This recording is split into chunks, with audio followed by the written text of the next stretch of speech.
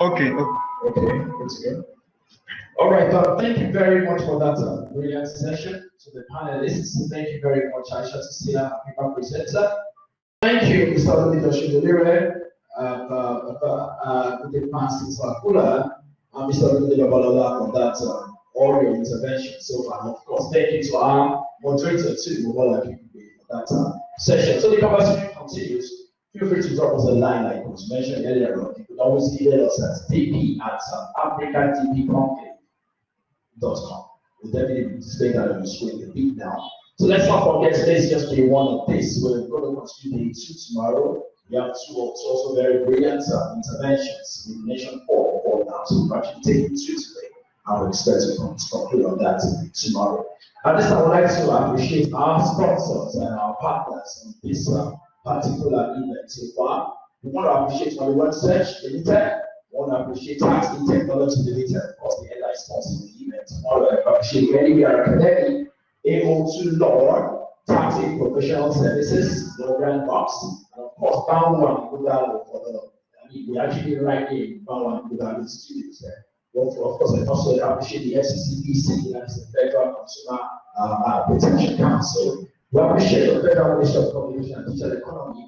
Incidentally, the Honorable Minister was here briefly, but he wasn't able to speak for long at that point. But he has done a video recording which will be shared tomorrow with those also live. We appreciate your Honorable Minister, that is Dr. Habte. We appreciate the National Information Technology Development Agency as well as for partnering with us in this event, as well as Business Day newspapers, Business Day media. We appreciate the African Business Radio, and of course the ILC, that is Innovation Law for Africa, and the NLD, that is Beyond My Law degree. We appreciate you all for partnering with us on this, and of course, we'll still be doing more of this tomorrow. We look forward to seeing all of you participants. The technical glitches we experienced earlier, we expect we're going to have that tomorrow. Tomorrow should be a very, very beautiful session, and a set of sessions. We look forward to the panel discussions and all of that conversations going forward. So that is bye for me today. I remain Michael and Yashile. We'll do more of this tomorrow. Thank you very much, and God bless you.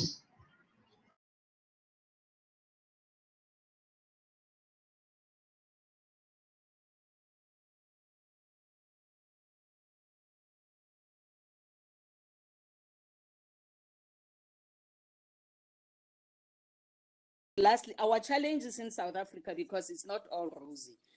The money is not there. COVID is going to make it worse as a new institution. But I think one of the weaknesses in our law is that the appointment of staff and consultants, we have the power to appoint our own administration. We have a CEO. We have, we can establish and determine our own organizational structure, but we must consult the Minister of Finance in doing that. I think that is, for me, a small issue, because we have consulted him so far. He has, all the positions that we have him. He has given, we say within this budget, we can accommodate so many people, and he has so far. Hello. Thank you very much. I know, bye-bye. I know I have taken too much of your time. Thank you. This is horrible.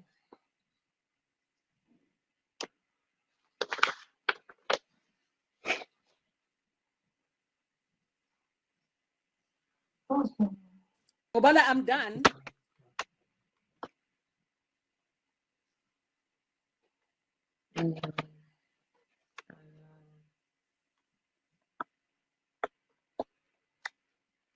Hello?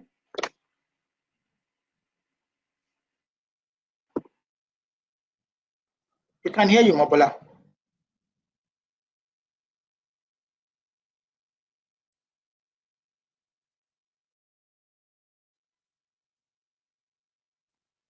Hello?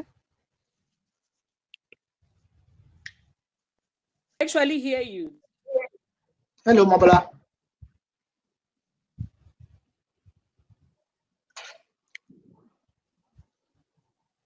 She seems to be frozen now. Yeah. So maybe when she's trying to get reconnected, I can jump on what you were talking about regarding the data protection bill. Osundilore. How do you say your name? Is it Osundilore? Yeah, but you can work with Olumide. There are two Olumides here. But there's another Olumide next to you. So for the purpose of this, because he's my senior, I'll drop my own name for him. Okay. So you're going to become Mr. X. So yes, I just wanted to jump on what you talked about regarding the data protection bill. There's one thing which I thought of raising, which I forgot to raise, is the scope of the bill.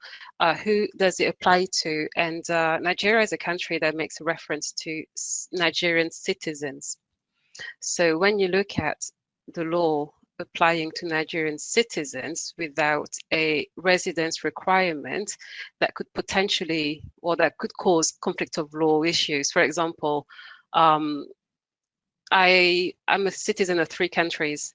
Which law would apply to me if you were to process my data? Would it be the law of Mali? Would it be French law? Would it be English law? They're different laws. And so I was thinking that I don't know if this has been debated, but this could potentially create some conflict of laws issue if you have a Nigerian citizen, third generation Nigerian citizen based in the US or based in England. The data protection bill would apply to him or her. And hello. Hi.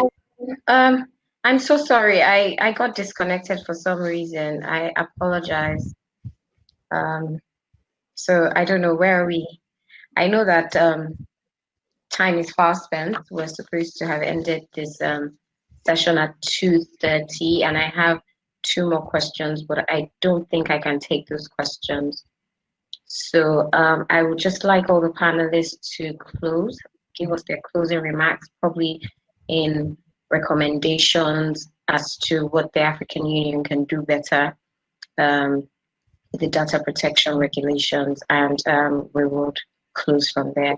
Thank you. Hello? Am I being... I want to indicate the order. The order? Oh, okay. I would like to start with Advisor Pansy in that case, you know.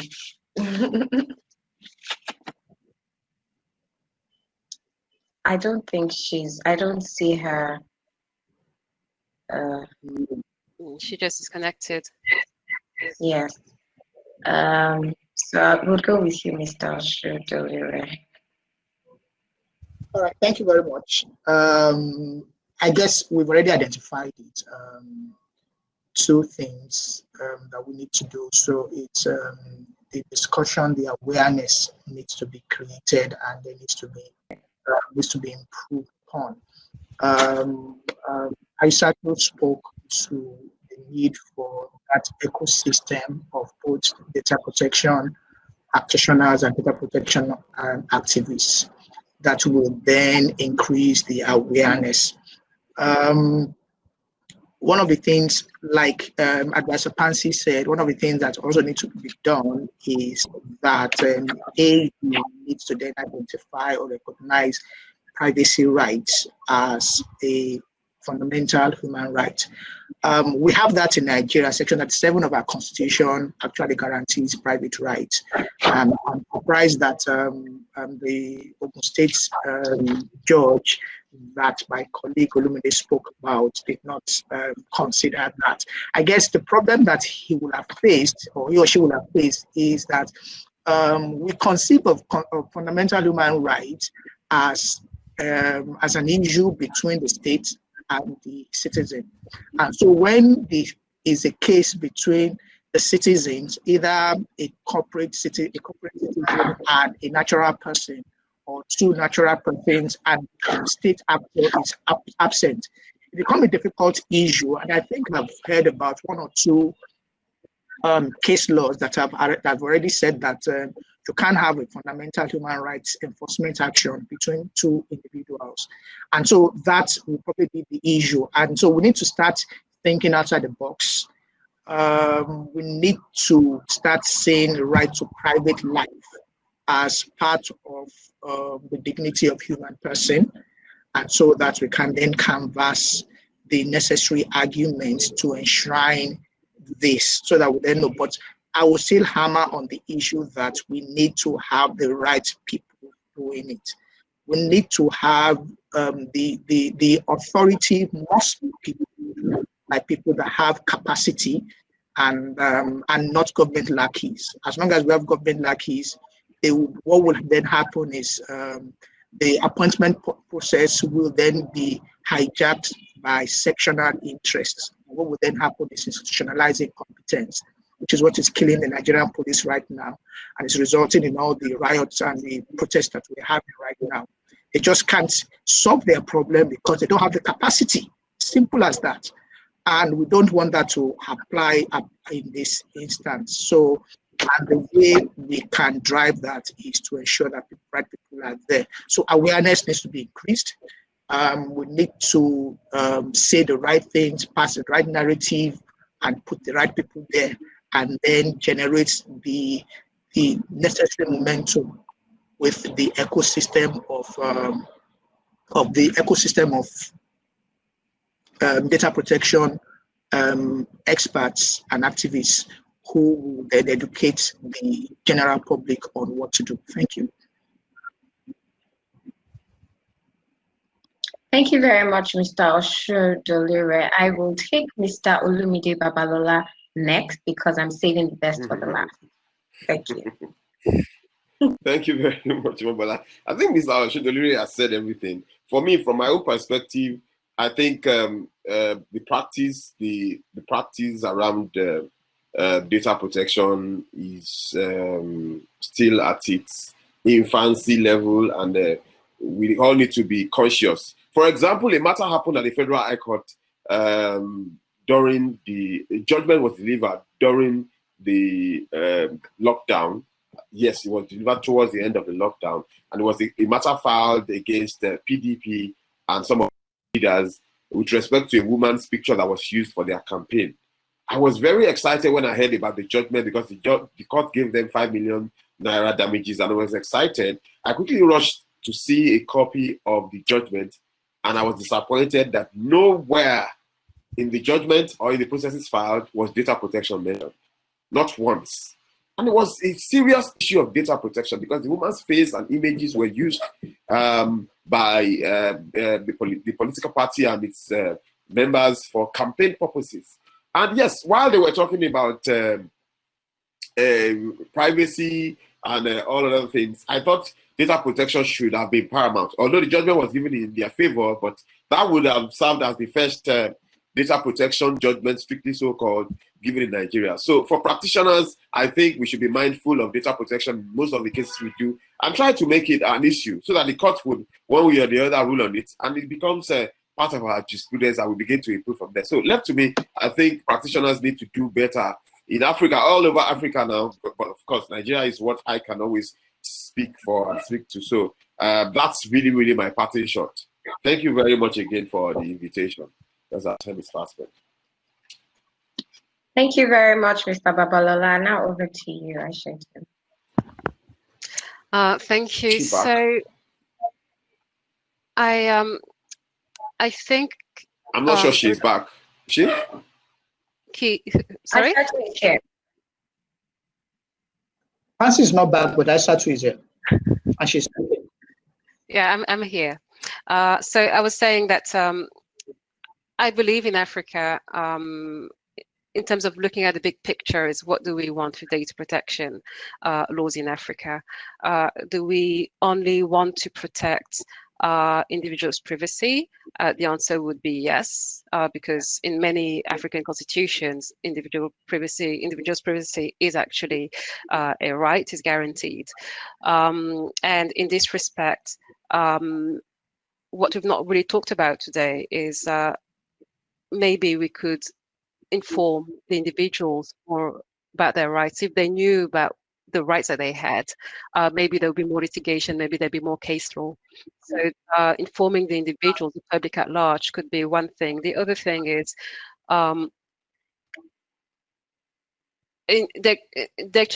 data protection is an investment. It is an investment in many respects. It's an investment for governments. It's an investment for corporations as well. They need an incentive to comply. and then we can think of a win-win way of doing it. Today, in today's day, as an tech lawyer, I can tell you that compliance with data protection is a marketing advantage. It's a marketing argument. If you are going to bid for a contract, you'll say, well, look, I mean, the data security, data protection, we're 100% compliant, give us the contract. It has to be win-win. So if we can really show that everybody has to win something in that, I believe that companies will run to comply. I have people from countries that don't even have data protection laws, or that have data protection laws that are much more relaxed than GDPR, that will come to me and say, we want to be GDPR compliant because then we can get more clients. So in that way, even if their interest is making more money, the interest of the individuals is protected as well, because they will they would ensure that the privacy of the individuals is protected and guaranteed. So I do believe that if we can think in terms of big picture, if we can think of Africa being a developing through having a robust and living data protection, privacy, information security framework, that could attract investors. For example, if you go to India, India is not a country that has that's regarded as an adequate country in relation to data protection. However, they do have huge servers. They do provide a lot of outsourcing services, because at least they individually, those companies can provide those safeguards. And really is trying to find a common interest between all the stakeholders and the beneficiaries that are the African individuals, and I do believe that can work and things will come back into place. Very much, Aissatou. We have now come to the end of this panel session. I'd like to say a very big thank you to my vibrant and dynamic panelists who really made work easy for me. I would also like to thank the amazing participants who sent in questions. Unfortunately, we couldn't answer them, but we will try and answer them and send them to you by email. You can shoot us an email and we'll send them to you. Thank you very much. And I'll now pass it on to GB to close. Thank you.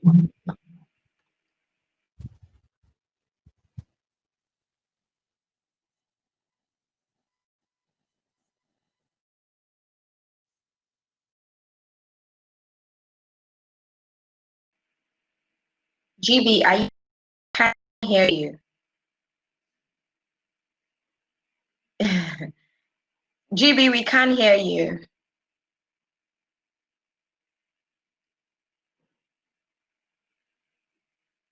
Okay. I think it's goodbye for now. Thank you.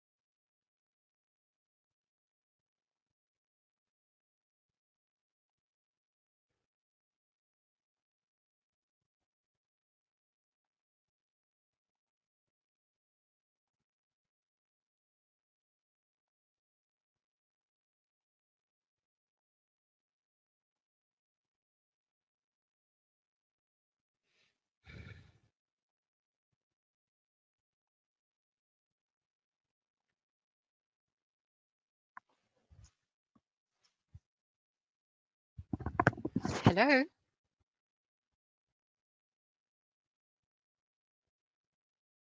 Hello. Hi, can you hear me? I can only see you and hear you. Nobody else. So I don't know what's going on actually, because I'm supposed to present for this session and I have entered the session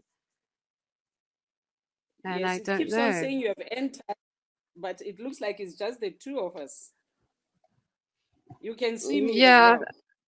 I can see you, I can hear you very clearly, but I don't know. If I go to stage, I don't know. There's nothing. I've gone to stage and then it says I've gone to reception, nothing. I've gone to networking, it shows me.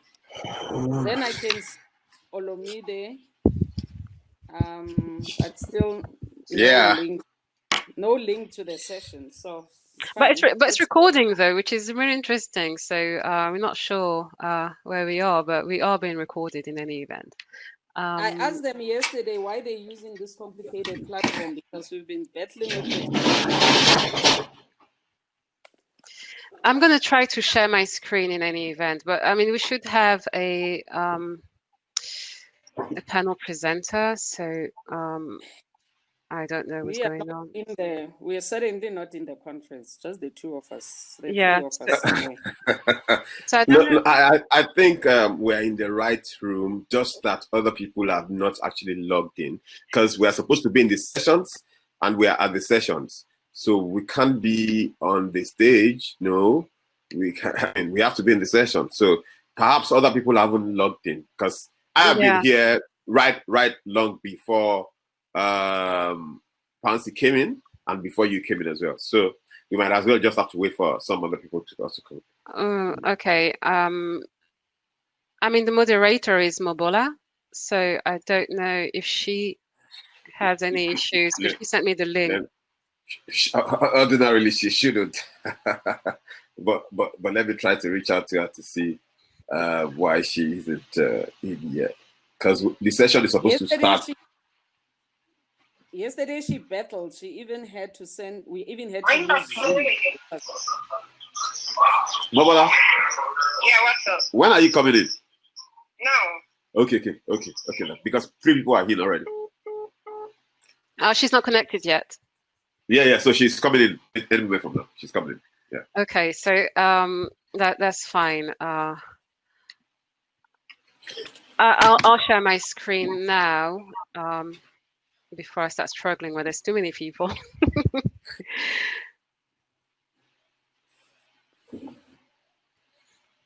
How do I do that? I thought it was possible.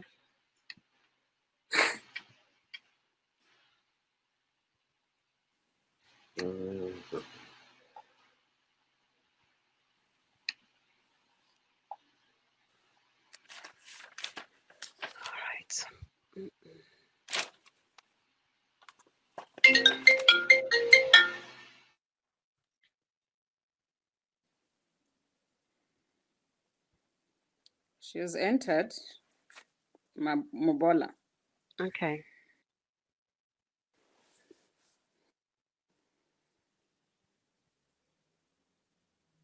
But we're supposed to have started now because I have another meeting. Yes, me too, actually. Quite a busy day. So.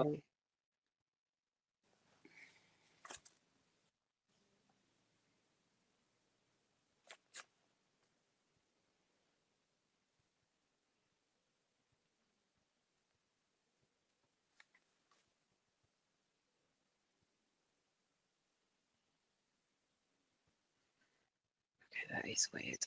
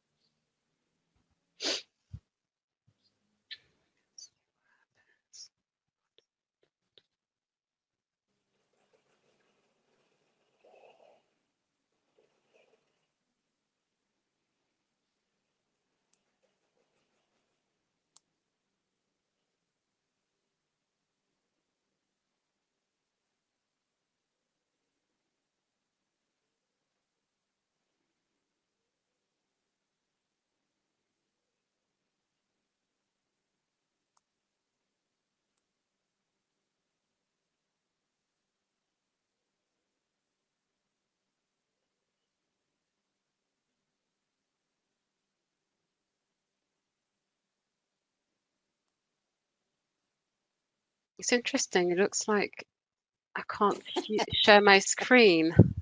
I can't share a PowerPoint presentation, which is fine. I'll go through it, but I mean, I yesterday and the day before we battled with this platform, trying to do. But I'm trying to see if I could. Yeah. So do we have Can anything? you? Can you see? I can you but see? I can see But your you screen. I can see your screen. I can see your email. What I'm trying to do is to share a PowerPoint presentation, and it's not giving me the option of sharing because I can't share my whole screen. Yes, I'm trying to share a PowerPoint, and this is something I'm not managing to share actually. So. Oh, I see. I've saved it. Yeah. It's really bizarre.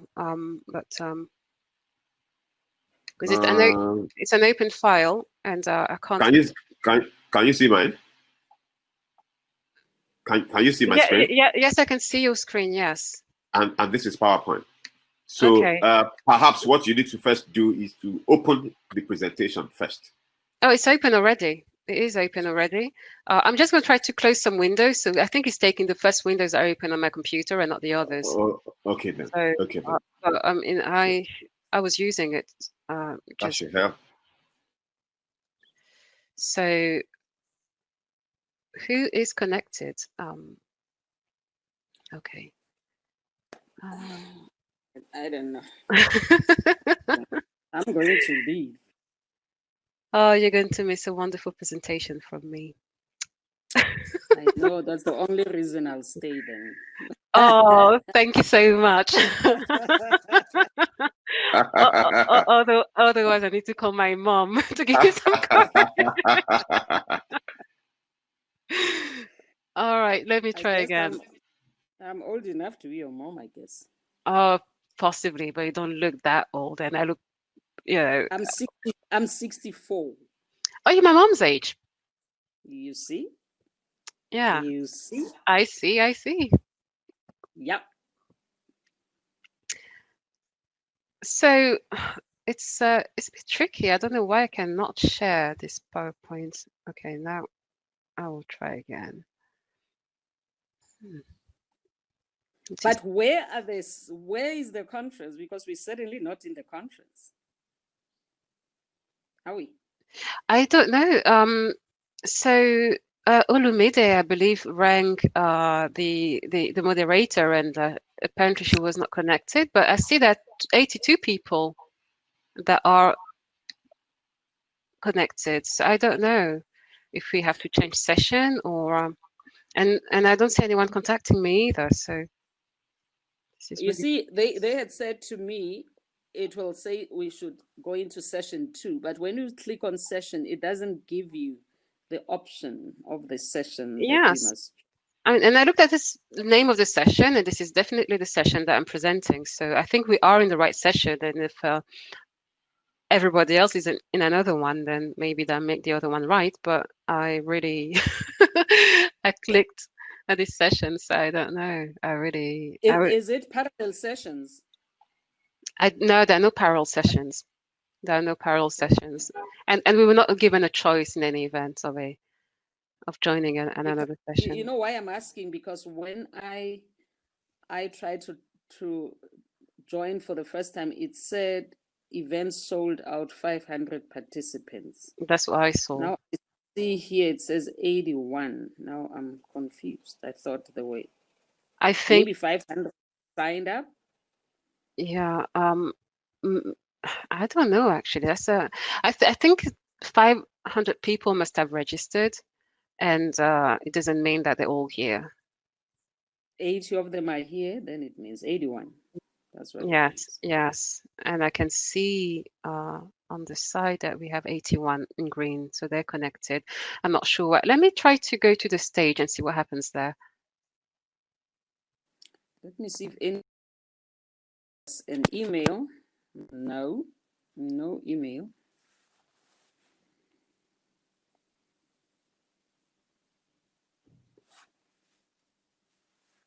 12:45. Maybe they didn't hear. You get now.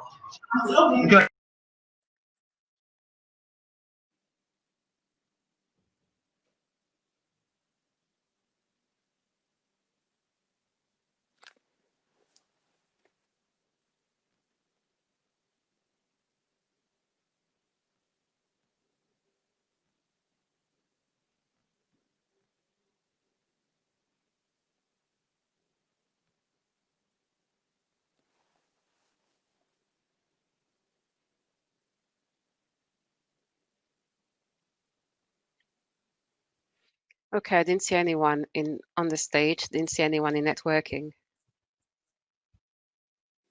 and I didn't check Expo.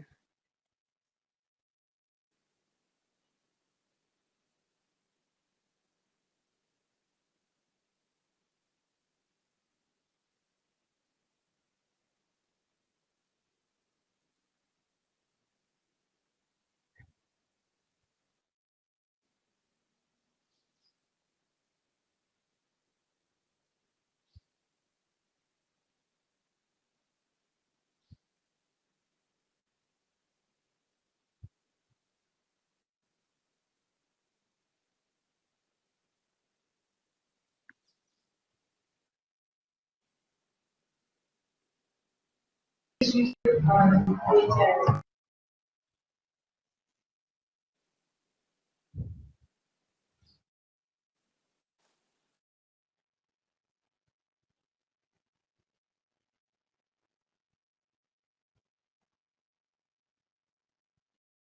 not been already. She's not here. When you are meant to come here.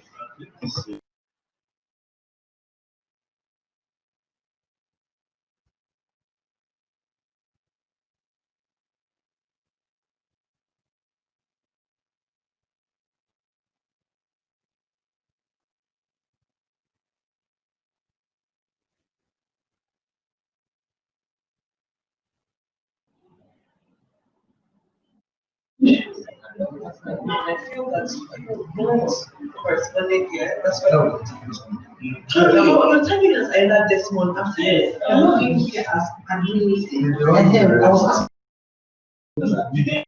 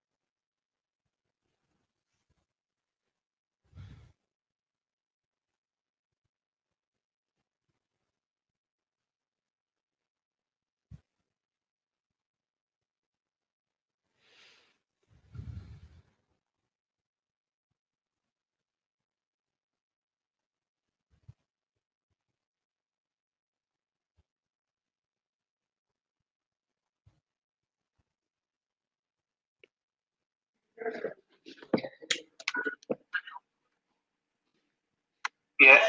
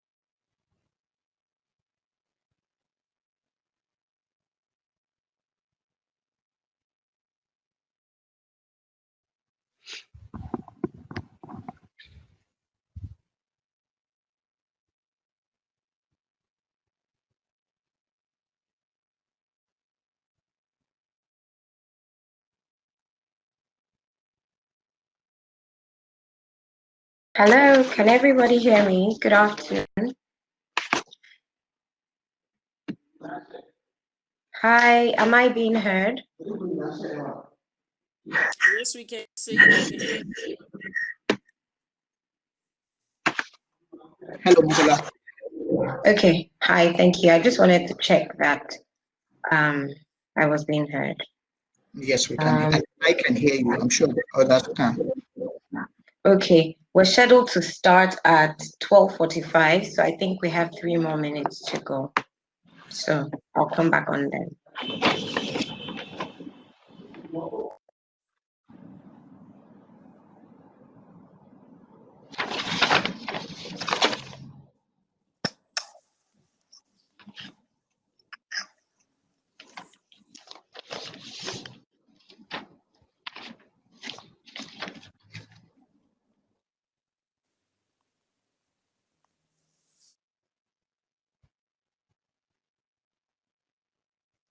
Hello, can you hear me? Hi, yes, I can. Hi, Aissatou. Hi, how are you? Very well, thank you. So are we at the right place? in the right room? I think so. I saw a message saying, kindly stay logged on and join the networking link on the dashboard. So I did that and nothing Take a happened. So okay. When I do that, then it gives me 2 options: cancel or leave. That's what it says. yeah, so I left and I clicked and there was nothing happening. So I came back here. Honestly, I'm just trying to stay still so everything is intact. I'm not trying to press anything, just trying to be safe. Yes, on the presentation front, for some reason, I'm not managing to share my PowerPoint. All I can do is share the whole screen, but then I think it's going to look a bit messy if I share the whole screen, but I could try to do that. Okay, I think you should. But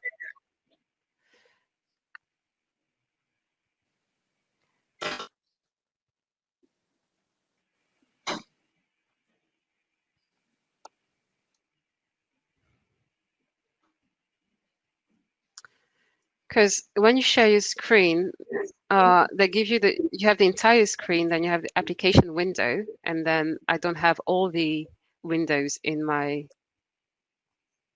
on Windows, so I don't have PowerPoint or Do you want to send it in an email? I could call them to find out if they can share it for you or something. I don't know. yeah. So it's the file that I sent you this morning, I believe. Oh, okay, got it actually. Hang on a second. Somebody's calling me.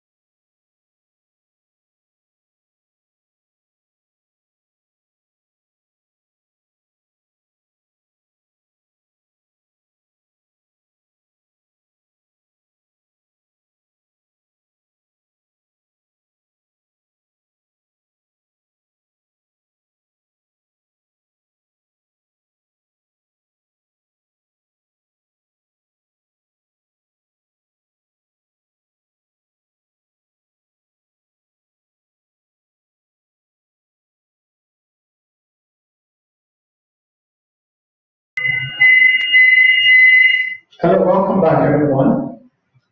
So we're going right into the second panel session for the day. This panel session features, we have all the panelists already in-house. We have Aissatou, who is the paper presenter for this panel session now. Aissatou is a New York and Paris qualified lawyer working at Lovell's LLP, a global law firm with about 50 offices. She is British, French, and Malian, and focuses on the digital transformation in Africa, including IT, telecom, privacy, and fintech. She has significant international regulatory and on-the-ground technology-related law, including telecoms, consumers digital services, IT infrastructure, cloud outsourcing, data protection compliance, privacy by design, information security. Aissatou is currently finalizing a book co-authored by the African Data and ICT authorities. The book covers and details the privacy legal framework of each African country with the regulator's interpretation of legal and regulatory provisions. Aissatou Sylla will be giving the paper presentation on this panel session. We also have on the same panel Olumide Osundilore. He is a graduate of the University of Lagos and currently the team lead of intellectual property and technology practice group in Babalola law firm. Babalola is actually the sponsor of this event. His specialties include intellectual technology law, property law, construction law, administration of estates, provision of company secretarial services, and negotiation and preparation of concession agreements for PPP projects. We also have Advocate Pansy Tlakula on the panel as well. Pansy Tlakula is the chairperson of the Commission Regulatory Commission of South Africa. She holds a B.Proc degree from the University of North. That's a Bachelor's of Protection, I assume, degree from the University of North, now University of Limpopo. An LLB degree from the University of Witwatersrand, and an LLM from Harvard University. In 2006, she was awarded an honorary doctorate in legal studies by the University of Technology. Pansy Tlakula has held high-profile positions in the academic, public, and private sectors. From 2015 to 2017, she was the chairperson of the African Commission on Human and People's Rights and was a special rapporteur on freedom of access to information of the African Commission on Human and People's Rights from 2005 to 2017. Her mandate spearheaded the adoption of the modern law of access to information in Africa. In this panel, we also have Mr. Olumide Babalola.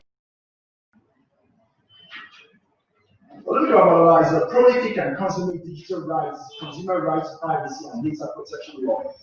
His rich and diverse digital rights litigation experience spans across courts of records in Nigeria and regional courts in Africa, including the ECOWAS Community Court of Justice. He has specifically on digital privacy, cybercrime, hate speech, freedom of information, online freedom of expression, passage of laws protecting digital rights, among others. Olumide is a seasoned conference speaker at local and international forums. He is also managing partner of Olumide Babalola LP, a legal licensed data protection compliance organization. And finally, on this panel, who is moderating, we have Mobola Akikude. Mobola leads the transportation, that is the maritime and aviation infrastructure and real estate practice group at A02 Law with about a decade experience. A02 Law is Advocate Olumide and Akikude law practitioners. They are also sponsors of this event. Mobola holds a master's degree in international commercial maritime law. So we have a very rich panel here, and we look forward to the interesting conversations ahead. So Mobola, over to you as we listen to you and the other panelists. And I guess I'll be taking from them. Thank you very much. Okay, thank you very much, Chidi. Good morning, everybody. I've already been introduced, so I don't need to tell you my name anymore. I'd like to welcome You can't hear me? Can you hear me now?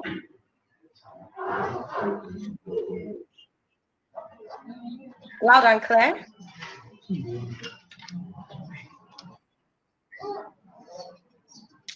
Can you please signify if you can hear me? So I can hear you very clearly. I don't know if in the room they can hear you. Okay. But you sound very clear. Okay. On my And side, the sound is I confirm bad. that I can hear you too. Okay. All right. On my Thank side, you very the sound is bad from yours. Okay. I guess I'll just carry on. So I'd like to welcome my distinguished panelists and participants. Thank you for joining us today. Our topic today is comparative review of the regulation/administration of personal data protection and cybersecurity laws in jurisdictions in Africa, learning from the best and encouraging the upcoming. And of course, I have the amazing panelists to do justice to this topic. But before we go on to the panel session, I would like to invite Aissatou, who needs no further introduction, to give us today's paper presentation. Over to you, Aissatou. Thank you. Hi, good afternoon, everybody. Thank you very much for inviting me to this session. I had prepared a presentation, but for some reason I can't share my screen. So I will just go through it. There was nothing much in the PowerPoint presentation apart from lovely illustrations, but nothing substantive. So I'm sorry about that, but I'm going to be speaking mainly. But if you have any questions, feel free to interrupt me or feel free to ask me the questions when you have the panel discussions. So now I'm going to talk about the data protection laws and regulations in Africa. In general, obviously, we have 20 minutes. And I will just highlight the key areas of data protection laws which we found internationally and in most African laws as well. From that, I will start. So in relation to data protection law in Africa, we have regional laws. The first one, in terms of chronology, is the ECOWAS Supplementary Act on Data Protection. Then in 2010. In 2011, there was another one on cybersecurity. In 2013, the SADC adopted a Model Data Protection Act to be used as a model, as the title says, by the SADC countries. And in 2014, the African Union adopted the African Union Convention on Cybersecurity and Personal Data Protection. So this is what we call the Malabo Convention. Before we talk about the different aspects of data protection in Africa, I think it's important to just clarify what personal data is and what data protection covers. So data protection covers personal data. When we hear personal data, the first thing that a layman will think of is, this is my confidential data. This is my private data. This is the data I don't want somebody else to have access to because this is private and personal and confidential. What some professional would say is that this is not, we understand that personal data is not really personal data as we think it is, but this is personally identifiable information. So personal data is much broader than that. In most laws internationally and African laws, personal data means, number one, any data that allows to identify an individual, and any data that deals with or that relates to that identifiable or identified individual. So it doesn't have to be confidential data. For example, my first name and my surname, they're all over Google. I'm not famous, but this is what Google does now. I'm on my firm website, and my first name and surname, which are not confidential, are my personal data. My professional email address, which is on LinkedIn, is personal data as well. So this is not only confidential data. the face that you see through the screen is personal data. The audio recording that is being made of this conversation that we're having is also personal data. My voice, the fact that you can recognize my voice if you know me and see that and recognize me, this is personal data. So the definition of personal data is very broad.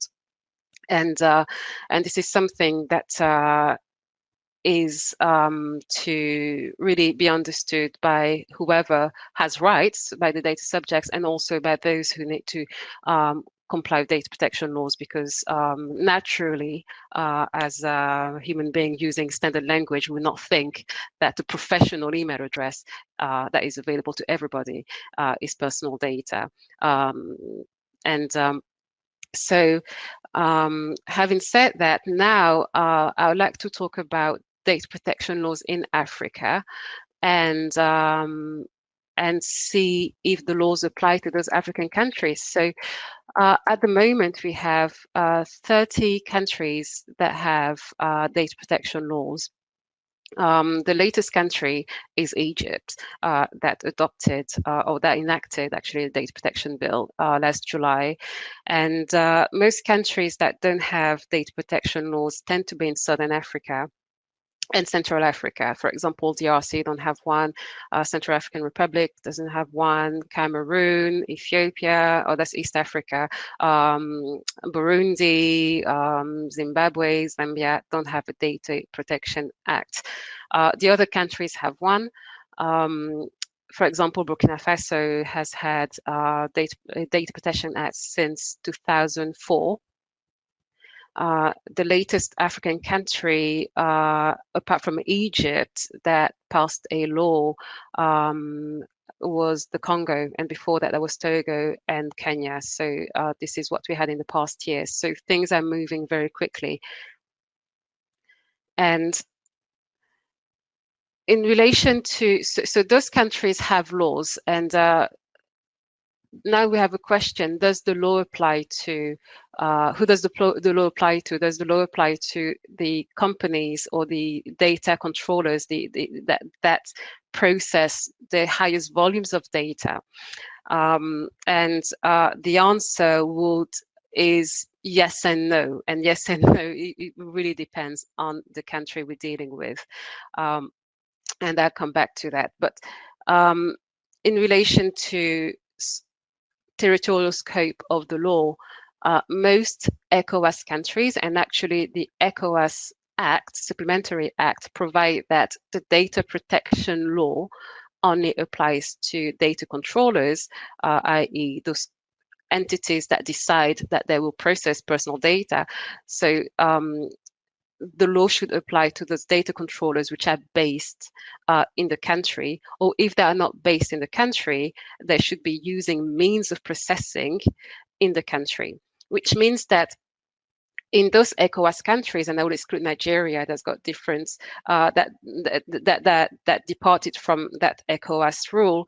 But in most ECOWAS countries, if you are, for example, an American company or an Asian company or European company with no presence whatsoever in that African country, say Senegal, for example, if you have no presence in Senegal, but you are a cloud company, you're a cloud services company, or you are a social media company, and you have your servers outside the country, outside Senegal, and you process very, very large volumes of data, of personal data, the Senegalese law will not apply to you, which means that you don't have to comply with any laws because only the Senegalese law applies. So, again, in relation to those countries, we have 14 countries that have laws that apply to foreign companies that are based elsewhere, provided that they process the data of individuals who reside in the country. Then you have 17 countries that have laws that only apply to companies or to data controllers that are located in the country or that use means of processing in the country.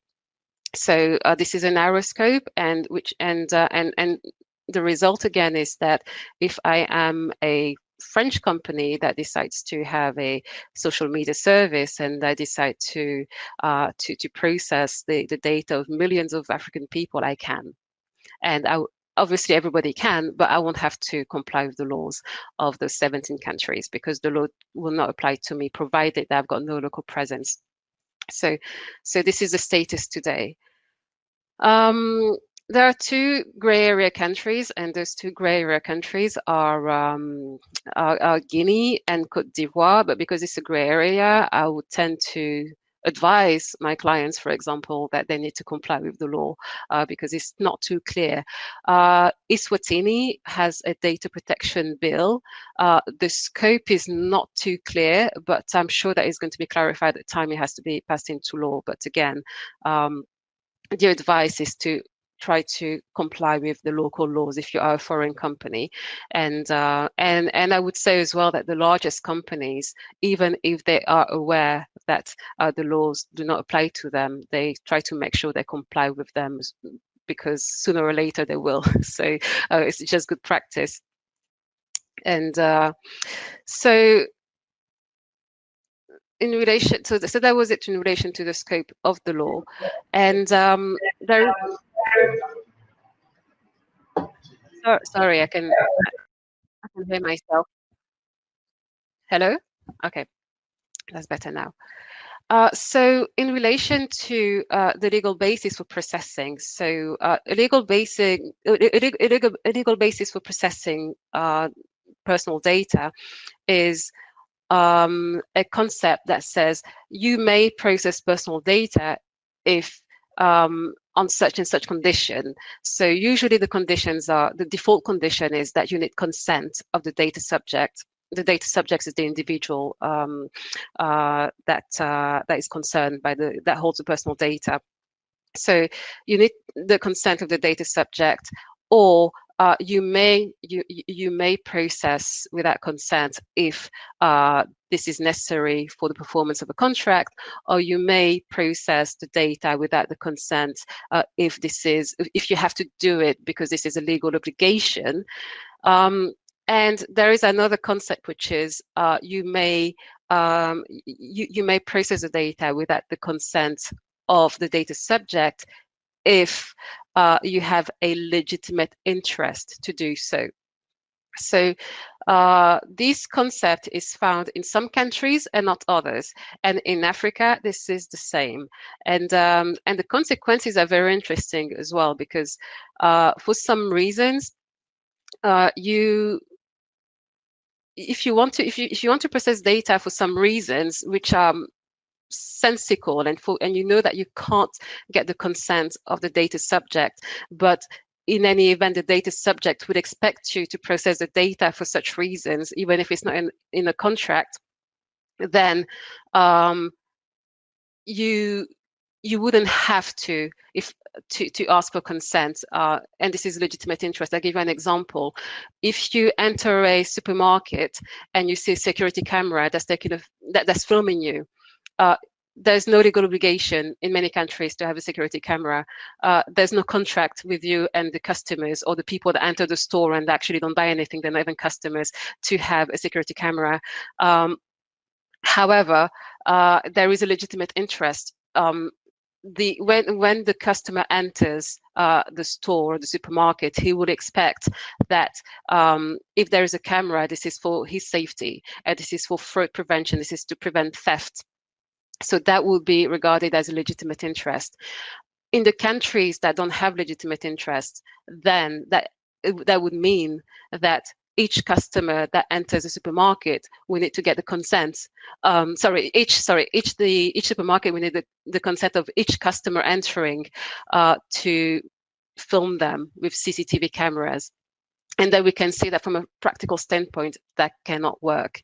So the countries that recognize legitimate interest tend to be outside ECOWAS. Ghana is an exception. Ghana recognizes the legitimate interest of the data controller.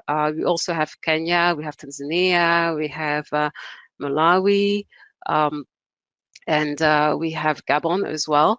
And for the other countries, like Guinea, Benin, Nigeria, Uganda, there are no notions of legitimate interest, and then we can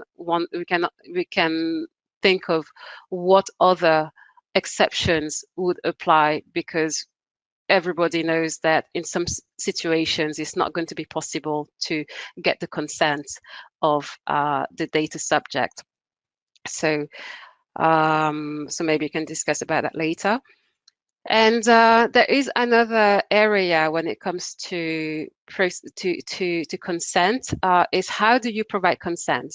Do you provide consent on an opt-in basis, or do you provide consent on an opt-out basis? Opt-in would mean that consent cannot be presumed. You would need to take a clear action in order to consent. So usually it's ticking a box, or it can be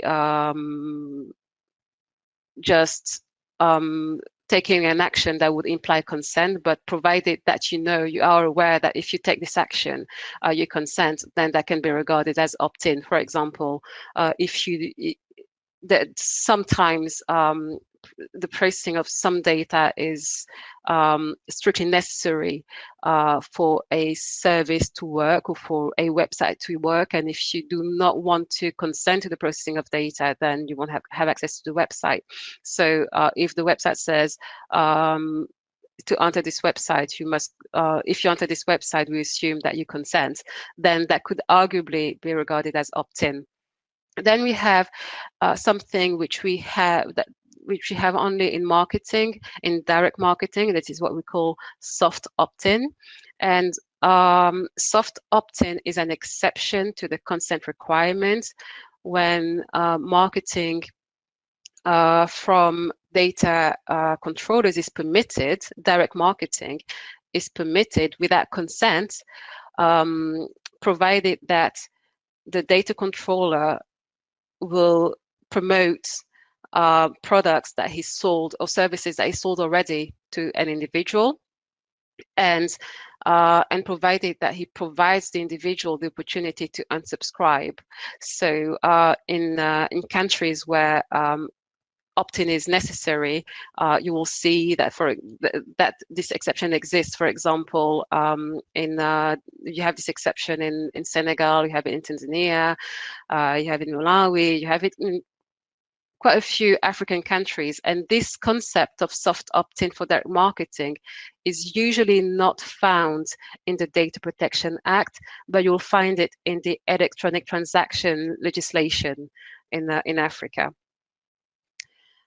Still talking about consent and how feasible it is to get the consent, and whether there should be further exceptions to the consent requirements. The obligation to seek consent of the data subject would apply to a public figure, to a politician, for example.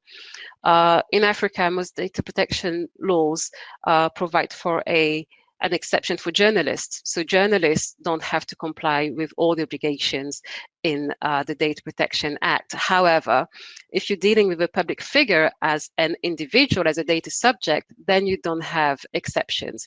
But say that you are going to a political rally and you are going to support your favorite candidate, and you take a selfie with that candidate and you post that selfie on social media. If you're not a journalist, this is a breach of data protection law. So if you take a selfie with that candidate and the journalist takes a selfie at the same, takes the photo at the time you take the selfie, the photo will be more or less the same. But if it's published by a journalist, there's no breach of data protection law. But if you publish the photo without, on Facebook or any other social media, without that politician's consent, then you'll be in breach of data protection law, because you needed to get that politician's consent. However, he was expecting, obviously, to have his photo on social media. That's a political rally, so the more he's seen, the better it is. So the question comes of, do we need to have some implied consent in some situations, or do we want to have laws that are very strict, and everybody knows that they're not going to be complied with. And another example is what happens in a conference. You will see most of the time that you go to a conference and it's impossible to ask each attendee whether they want to have their photo taken.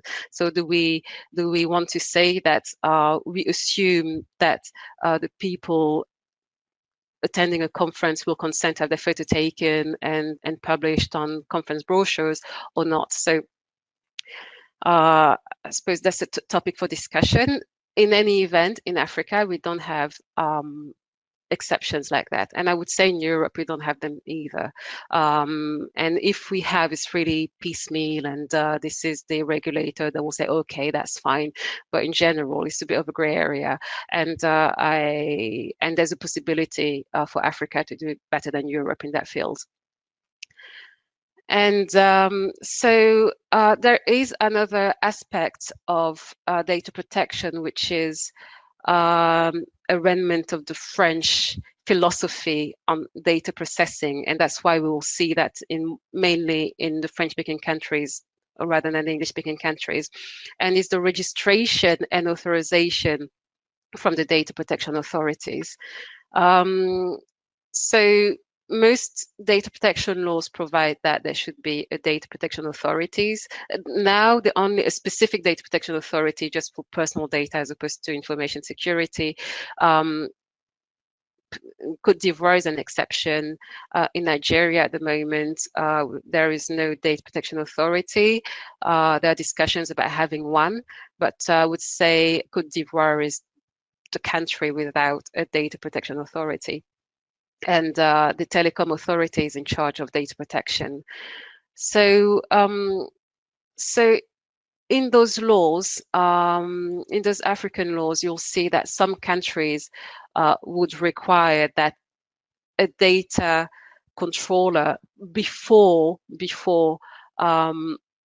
processing data will need to get the consent of the data protection authority. Now, when you look at the definition of personal data, when you see that personal data is such a broad definition, you can imagine the number of data controllers that would exist in one country. If all the data controllers were to comply with this obligation, then I think that the data protection authorities would have to hire so many people that the unemployment rate will just go down, because in terms of bureaucracy, there'll be a lot of work. This is something that we had in France before GDPR. Before GDPR, the French regulator wanted to ensure that all the data controllers would register with them, and then they will give them a sort of authorization or a receipt authorizing them to process data of individuals. Usually, it took 2 months for that French regulator to respond. As a lawyer, I had quite a few clients that I needed to explain that to. Some were SMEs, others were very large companies, and I would say that a lot of them told me, okay, I understand the requirement. If I were to actually go through the French regulator and wait for 2 months for them to let me do what I need to do, it'd be more costly than to not do it. So what I will do, I'd rather be in breach of the law, because I have less to lose by breaching the law than by complying with the law. And so in terms of the compliance, the practicality of seeking consent or registering with the data protection authority prior to processing data, that could be an issue. And in reality, when you look at the data protection authorities websites, and when you look at who actually makes those declarations and notifications and seeks to have the approval, they're usually very large international, multinational companies, or they tend to be banks or telecom companies that are local to the country, but you don't see small companies. You might see a few law firms because they're aware of the obligation, but that's about it. So so here I would look at, in terms of good practice, Nigeria actually has come up with a very practical, pragmatic, and so far successful concept of DPCOs, which is a data protection compliance organizations. And Nigeria has decided to has opted for removing the bureaucracy from the authorities, because obviously if all the Nigerian people were, or all the Nigerian data controllers were to go to NITDAT to seek the authorization, that would not be workable. And they have created an industry of DPCOs, which are companies or professional service providers that are trained or that are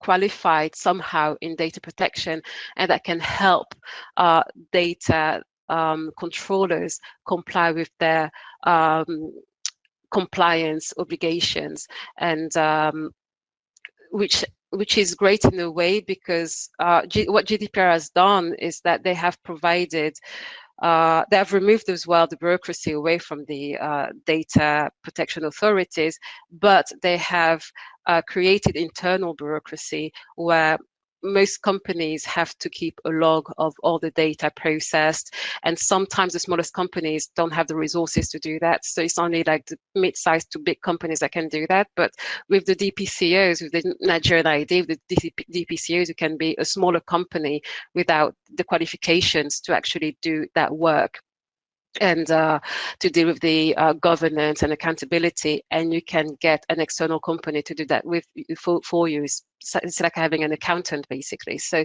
so to me, this is very interesting. This has so far, from what I've seen, this has worked, and this is a very innovative idea. Then I am going to talk about international transfers and data localization. In Africa, we have a few countries that are vocal about wanting to install data localization, and you also have discussions about data sovereignty. In this respect, it's a bit like personal data. We need to understand what we're talking about. So when it comes to data localization and when it comes to data sovereignty, there are different types of data localization. And so there is a strict localization, and the strict localization means that the data must be, the personal data or data must be saved on a local server. It can't be saved internationally. So this is very strict. And most countries in the world have such rules when it comes to highly confidential government data. They have that rule as well when it comes to strategic data for national interest. So obviously you don't want to give the nuclear code to a foreign country. So if you have the nuclear code, then you might want to save it on a local server. So that's one example. Obviously, I'm sure it doesn't work that way. Then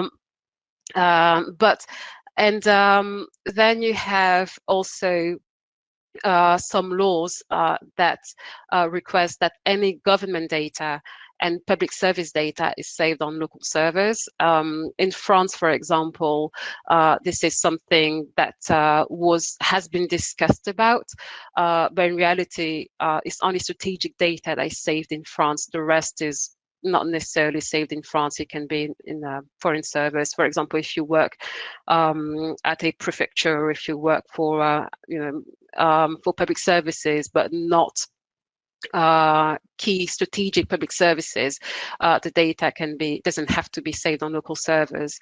And in other countries like Russia, or like China, all data would have to be saved on a local server.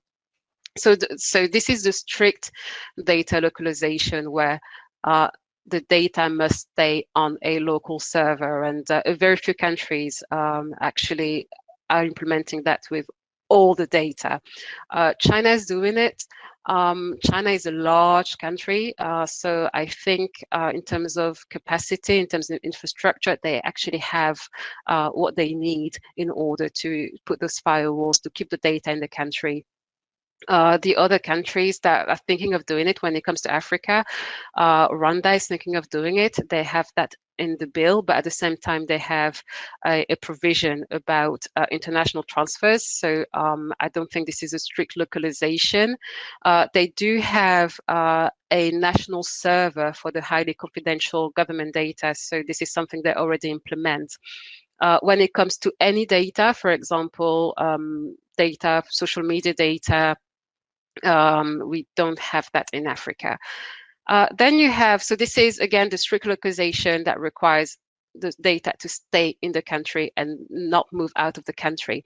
Then you have a semi-strict model, which is the Russian model, where the data can leave the country, but one copy must remain in the country, which means that if you have been doing business in Russia and you're based in Nigeria, you're based in Ghana, and you have customers, say that you have a mobile payment company and you have a diaspora in Russia, or actually that wouldn't work because you need to be a Russian citizen. Say you're providing financial services to Russia and you have your server based in India. With the Russian law, you will need, before the personal data goes to India, it will need to stay on a Russian server, which means that you'll need to use a Russian server. You have to pay for it, and you need to negotiate. That can be a lot of money. Or you need to just buy your own server. You can rent it or buy it, but this data will need to be saved in Russia first before it leaves. The data leaves the country. This happened in 2015, and I have witnessed personally a few businesses leaving the country because of that. They decided it was no longer profitable to do business in Russia. So I don't know on a global scale if this is a positive or a negative model, but I have seen personally investors being driven out of the country because of that data protection, the data localization rule. Then you have the EU model, which is more or less the model that is used throughout Africa, where the data should stay in the country. So when it comes to the ECOWAS countries, most ECOWAS countries say that the data can stay freely in the ECOWAS region. And however, if anyone wants to transfer data out of the country or out of ECOWAS, then some safeguards are necessary. So this is what we have in the EU.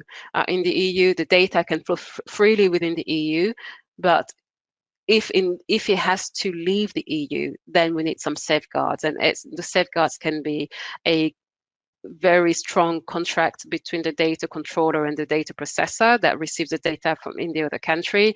That can be as well a list of green countries that have been approved by the European Commission.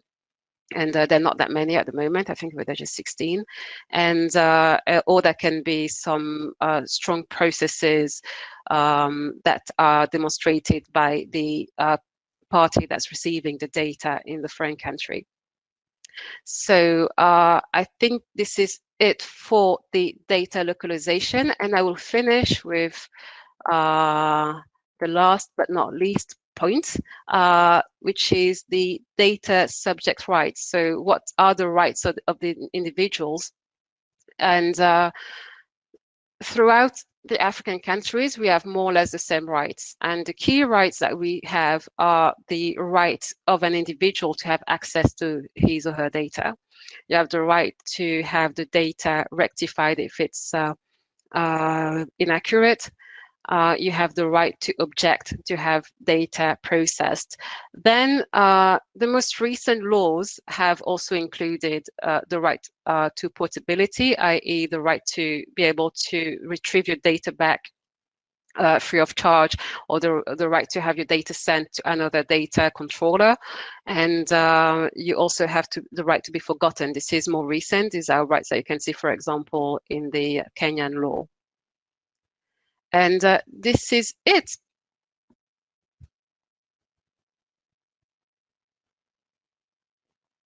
Thank you very much, Aissatou, for that very robust presentation. Thank you very much. We'll now move on to the panel session. Are we ready? Are we good to go? I'd just like to check with Advisor Pansy. Okay, thank you very much. Thank you very much, Mark. Yes, I can see you. Thank you very much. I don't think I need to introduce any of my panelists because Benga already did the introductions, but once again, I'd like to thank you for joining us on this panel session. And I believe that, you know, each and every one of you will do justice to this topic. I'd just like to throw my first question to Aissatou.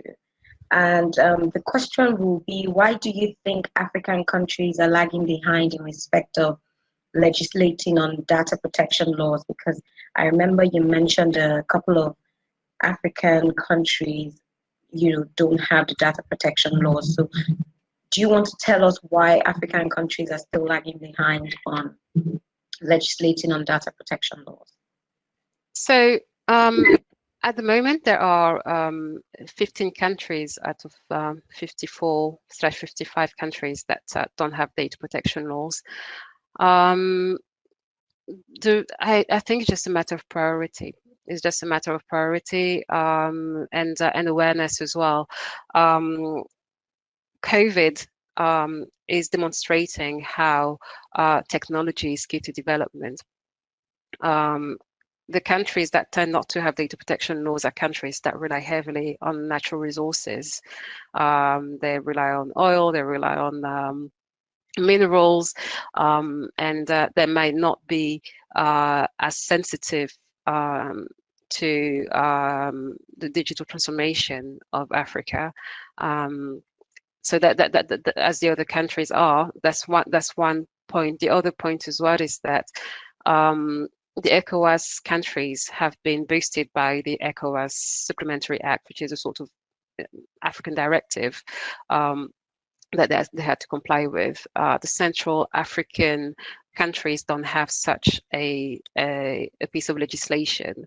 The southern countries do have the SADC,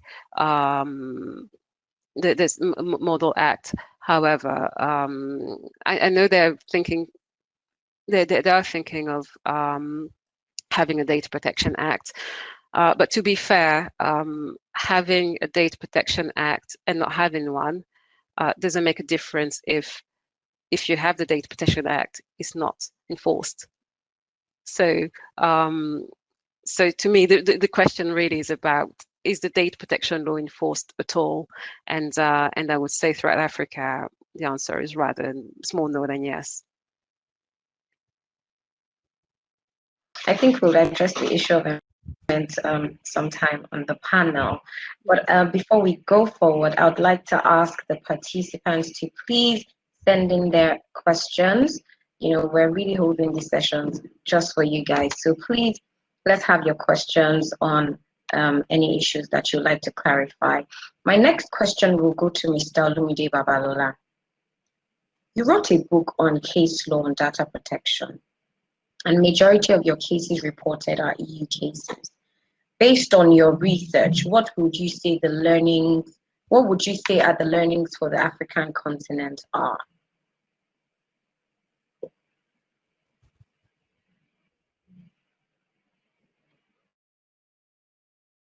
Oh, I can't hear you. I don't know if anyone else can hear him, but I can hear you. Okay, sorry. I had to. So I think you can hear me now. Yes, Thank you. I can hear. So thank you for the invitation. And I must also say thank you to Aissatou, who has laid a very robust foundation for this discourse. I mean, your address on some part of data protection laws in Africa is expository. Thank you for that work. And I, as a practitioner, I hope that one day, in the very, very not too far future, Africa too can begin to lay claim to the kind of practice and the legal regime that they have in Europe and other parts of the world. So for me, while preparing the manuscript of my book, first thing I discovered was that, yes, in Europe, they have a centralized legal regime for data protection, especially the EU region. Of course, in Africa, we have also, like Aissatou has mentioned, the African Union on Cybersecurity and Data Protection, the Malabo Convention of 2014. But to what extent has that influenced our practice? How many case law in Africa, how many authorities was that convention relied on? How many activists has taken any organization to court on that convention? How many decisions do we have where that convention has been referenced? I have not seen many, although I'm not. I would really say, to be safe, I have not seen any. But of course, maybe in some state courts, maybe in some member state courts, they would have made reference to it. But I did this. So what I think Europe has done well is the fact that they have relied so much on their centralized regional laws, like the Privacy Directive of 1995, like the Electronic Communications Directive, like the GDPR that we have right now.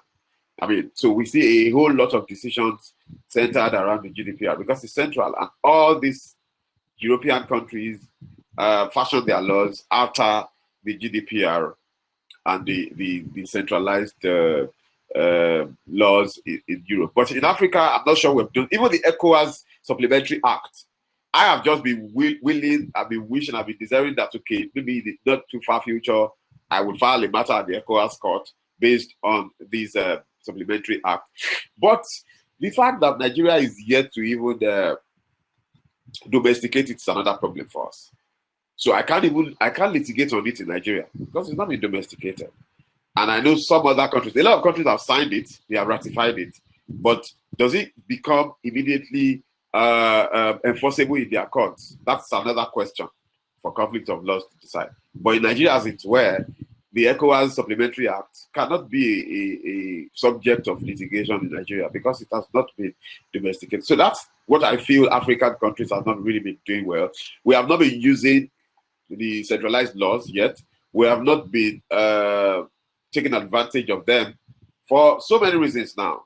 For so many reasons. Now, I also spoke about activism and practitioners or professionals role playing. So in Europe, we see organizations like Privacy International and all other parts of the world. We see the Digital Rights Ireland. When I was reading my book, yes, I saw all these organizations who have actually taken data controllers to court, or taking authorities to court, or taking the supervisory authorities to court on certain areas of their data protection laws. We all know about Max Schrems, I mean, the Privacy Shield, and he has litigated like 3 or 4 matters at the regional courts. And I'm so sure he's doing a whole lot at the state court. So I think that's what we need to learn as Africans from what these Europeans have been able to do around the data protection laws. Thank you very much, Obola. Thank you, Olumide. Just say that we're counting on you in the area of activism. Thank you very much. My next question will go to Advisor Percy. Madam, what principles do you think should be applied to the right implementation and enforcement requirements of data protection in the African continent? And what countries do you think have been able to achieve this? The right principles of implementation and enforcement. Thank you very much for giving me the opportunity. Thanks to the organizers for inviting me. I also want to thank Aissatou for your very comprehensive analysis of data protection laws in Africa. I'm quite disappointed, Aissatou, that you did not mention South Africa. South Africa adopted a data protection law in 2013.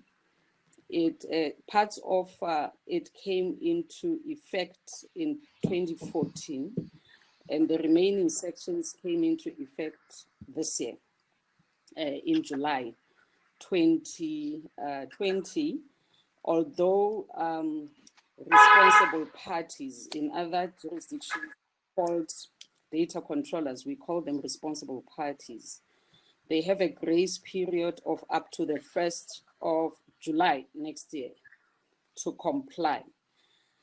From where I'm sitting, I think answering first the question of the issue that was raised by Olumide, I think the problem that we have is that data protection is viewed as an e-commerce, as an ICT matter, and I think we need to change that. We need a paradigm shift, because data protection is a human rights issue, and that's where we need to start. It's a privacy issue, it's a human rights issue. And once we start from that point of view, I think we'll be able to move quicker. Secondly, I think what is of advantage to us as latecomers in South Africa is that you can't talk about the right to privacy talking to other rights that are impacted upon by that right. Freedom of expression, access to information. So, in interpreting privacy, you have to do so by looking at other human rights, free flow of information, social justice, and that's what our Act enjoins us to do as the information regulator. Now, coming to the question that has been posed to me by Mobola, unfortunately, and as Aissatou has pointed out, most laws that are adopted on the African continent are adopted by countries that, by Francophone countries.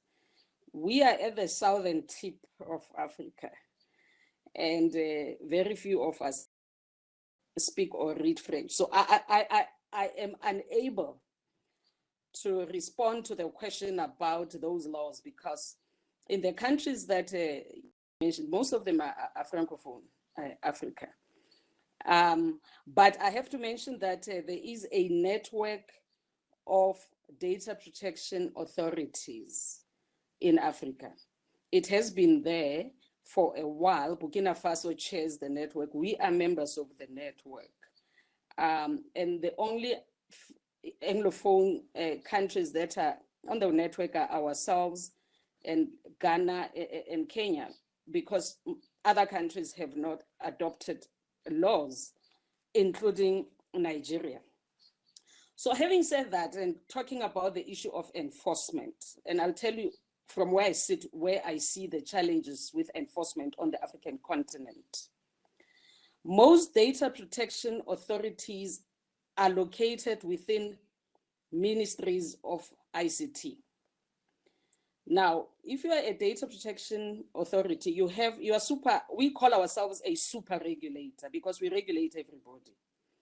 Now, if you are sitting within a ministry, isn't that a potential conflict of interest, particularly at this point in time where ministries of ICT have to come up with policies on fourth industrial revolution, on big data and so on.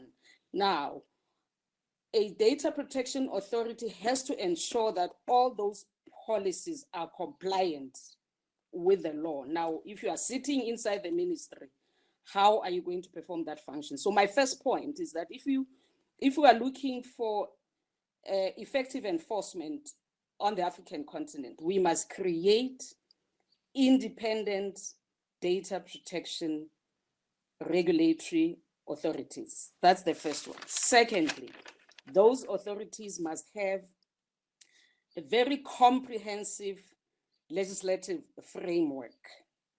And the framework has to be human rights based. And I think that for those authorities to be effective, like our authority, they have to have a dual mandate.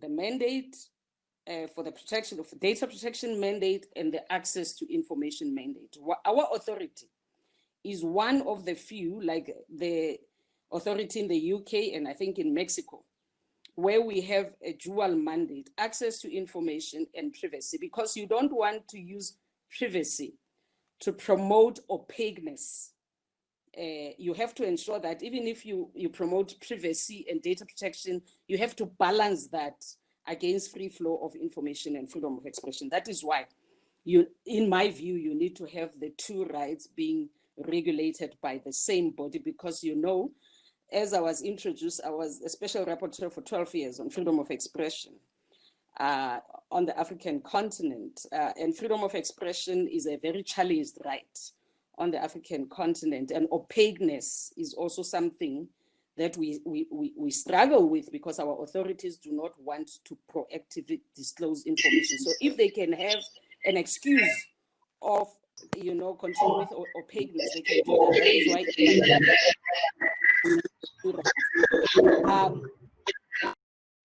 another point, and I know that I need to finish, is that the legislative framework has to be comprehensive. The authority must have effective investigative powers to search, seizure, compel people to appear before it, and so on. The authority must have effective enforcement powers as well, be able to apply sanctions, monetary, and so on. Like we can issue administrative fines of up to 10 million rands. I don't know how many dollars that is. And the authority must be properly resourced, because there's no point in creating a law, establishing an authority, if you're not going to give that authority adequate resources to perform its functions. And also, I think the appointment procedure of the members of the regulatory authority must be transparent, so that you don't just wake up and find that Pansy Tlakula is the Information Commissioner of South Africa, but you don't know how she reached that point. There has to be transparency so that civil society and so on can participate. And I think once we have done that, and we have applied a human rights approach to data protection, then I think we'll give impetus to the activism that my brother Olumide spoke about. Let me stop here, and then I'll take questions. Thank you. Thank you very much, Madam. I know that there will be questions from your answer, but I'll just move on to Aissatou now. I would like to ask you, based on your experience working with various African countries, can you tell us what you think the challenges are with enforcement and implementation? I don't know if I repeat. No, I heard. Yes, so I think there are different challenges, and they've been clearly laid out by advisor Pansy Tlakula, and one is the laws themselves.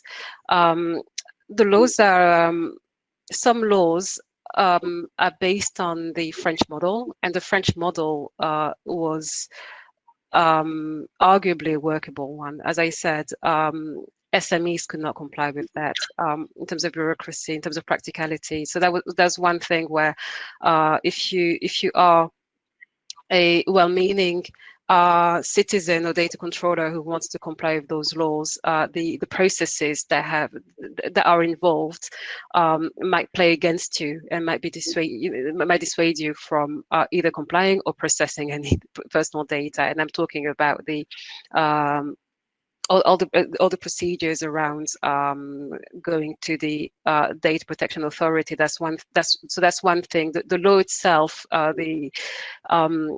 might not achieve the goals. The second thing which I can think of is in terms of application of the law. Before the law is applied by the citizens, it should also be applied by the lawmakers and the executive. And what I mean by that is that in many data protection acts of parliament, you have a list of areas to be clarified by the executive. And you will see that in many countries, the regulations don't exist. The executive in many countries is not finishing the work, so you don't have further clarification on certain aspects of the law, even if the act said that a regulation would clarify such and such aspect of the data protection law. So if you have an incomplete legal framework, it's difficult to comply with it. Then there are over 10 countries in Africa that have data protection laws, but that do not have regulators. For example, in Botswana, they have a 2018 Data Protection Act. They don't have a regulator at the moment. There's a 2017 law in Mauritania that don't have a data protection regulator, a data protection authority. There's none in the Seychelles. There's none in Lesotho. There's no data protection authority in Chad. There seems to be one, but they're sort of not functional yet. They're not operational. Same for Niger. And this is a matter of funding. This is a matter of finance. So the law exists, but it's sort of shelved, basically. Because the law provides for the existence of a regulator, it provides for the issuance or adoption of secondary legislation or regulations, and we don't have that. So in terms of having a full law, a full legal framework, a few African countries are not there yet. Then say that, for example, in Senegal, there is a full legal framework. In Ghana as well, there's a full legal framework. Then the data protection authorities need to have the tools in order to be able to work properly. Oftentimes they are under-resourced, and also in terms of knowing, in terms of capacity building, knowledge building, it can be challenging at times. One reason is that even if there is an African network of data protection authorities, as was said just before, it tends to be very francophone. You still have that divide between francophone and anglophone Africa. So if you're the Gambia, which is a country geographically inside Senegal, they will communicate more easily with Ghana than with Senegal, and this is a reality. African countries will need to team up more and exchange good practices more in order to have those resources. Then you can say we have the African Union. Yes, we have the African Union, but the African Union have provided a very comprehensive convention, which is the Malabo Convention of 2014. But it's high level, and it's high level because obviously the countries have to be able to adapt it. But it's a high level document, and I think that in Africa, the data protection authorities need more tools than high-level documents, and they will need to have toolkits with draft documents, analysis, and maybe this is the role of the lawyers who have to write more as well on the subject, and bring something to the table for the data protection authorities to think and adapt what we produce. But there are loads of guidance documents that have to be issued by data protection authorities, and this is something that you see in other countries outside Africa.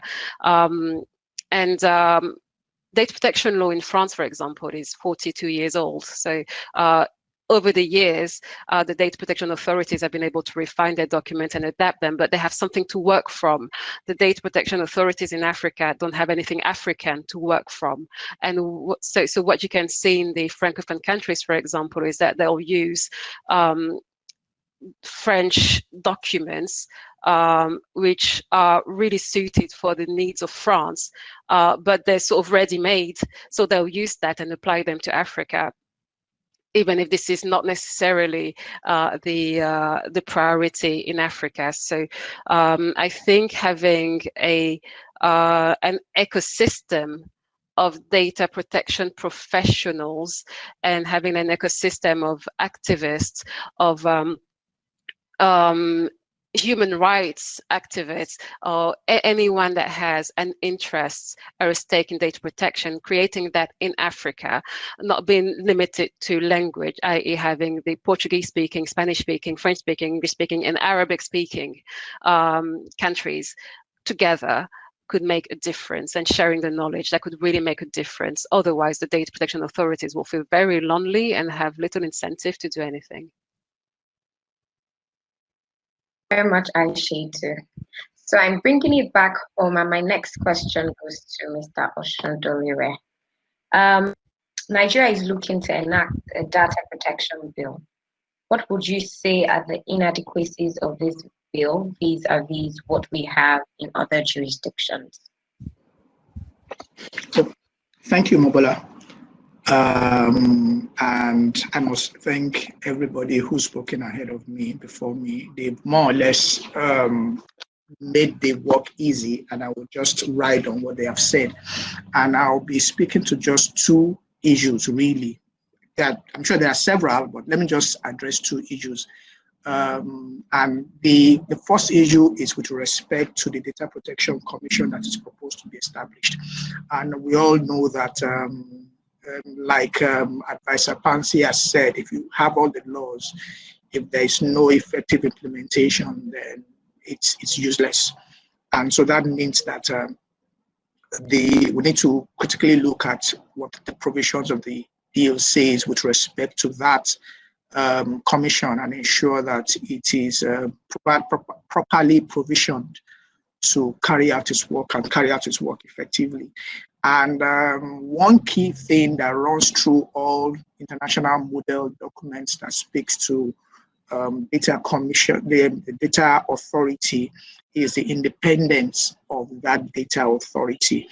And my concern is that I do not believe that as currently drafted, that the provision confers enough independence on that entity. And when we're talking about independence, we could talk about independence in various aspects. So let's first of all look at how mode of appointment will affect the independence of the entity. Our bill says that the president will nominate, and then subject to the approval of the National Assembly or the Senate, will then will appoint. Now, as far as I'm concerned, we've replicated that structure across our government agencies. And what we have done is we have destroyed institution. We have appointed what that provision has done for us is to enable government to put its puppets in positions of authority, technical positions, and at the end of the day, you don't have independent exercise of expertise in the place. I was looking at the provision, the Kenyan Data Protection Act, and I saw a well laid down process for appointment of the Data Protection Commissioner. If there's a vacancy, the Public Service Commission will publish invites for application based on what is received. They will shortlist a number of people based on application and qualification. Then an open competitive bid is taken or is conducted, through which 3 will then be shortlisted that will then be proposed to the president, and then the president will choose one, which will then be ratified by the National Assembly. You can see a well thought out, laid out process. That process enables you to get the best that the society will provide. And so that's something, and that's what that also does is that, 1, it ensures that you get the best available. 2, it strengthens the institution itself, because the institution gets the best brain available and ensures that independent thought goes into its processes. So that's one issue that we need to look at. Another issue that we need to look at is the security of term of office. So under our laws, under the bill speaks to the usual provisions regarding infirmity of mind and body, gross misconduct, then goes on to say that where it is established that it is not in the interest of the commission or the public for the data commissioner to continue in office, then the president can sack the data protection commissioner. Now, I would have preferred a situation where, number one, I think that clause should be removed. And if it's going to be inserted, then guidelines need to be put in place to determine what it means not to be in the interest of the commission. So what is it? What do we mean when we say it's not in public interest? We should not leave languages like that is wide, that anybody can allow, that anybody can then take advantage of to remove a data protection commissioner that's not popular with the government.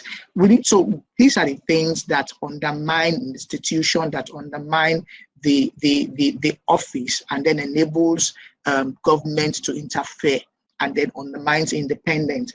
Also, there's the issue of financial provision for the commission. So the law lists out where the funding will come from, but it then goes on to say that the remuneration of the members and the allowances will be, as the president may from time to time direct. The president, why should that be the work of the president? For instance, the GDPR says that each member state shall ensure that its supervisory authority is subject to financial control that does not affect its independence. We have the Revenue Mobilization, Allocation, and Fiscal Commission that is already determining the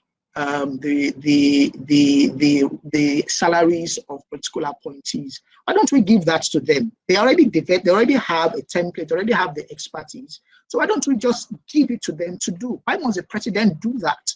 So these are the things that undermine independence. Look at the composition of the commission, of the board of the commission. Out of I think 16 members, 11 are civil servants, directors of various government agencies. And then you expect any form of independence to come from that body? It will never happen.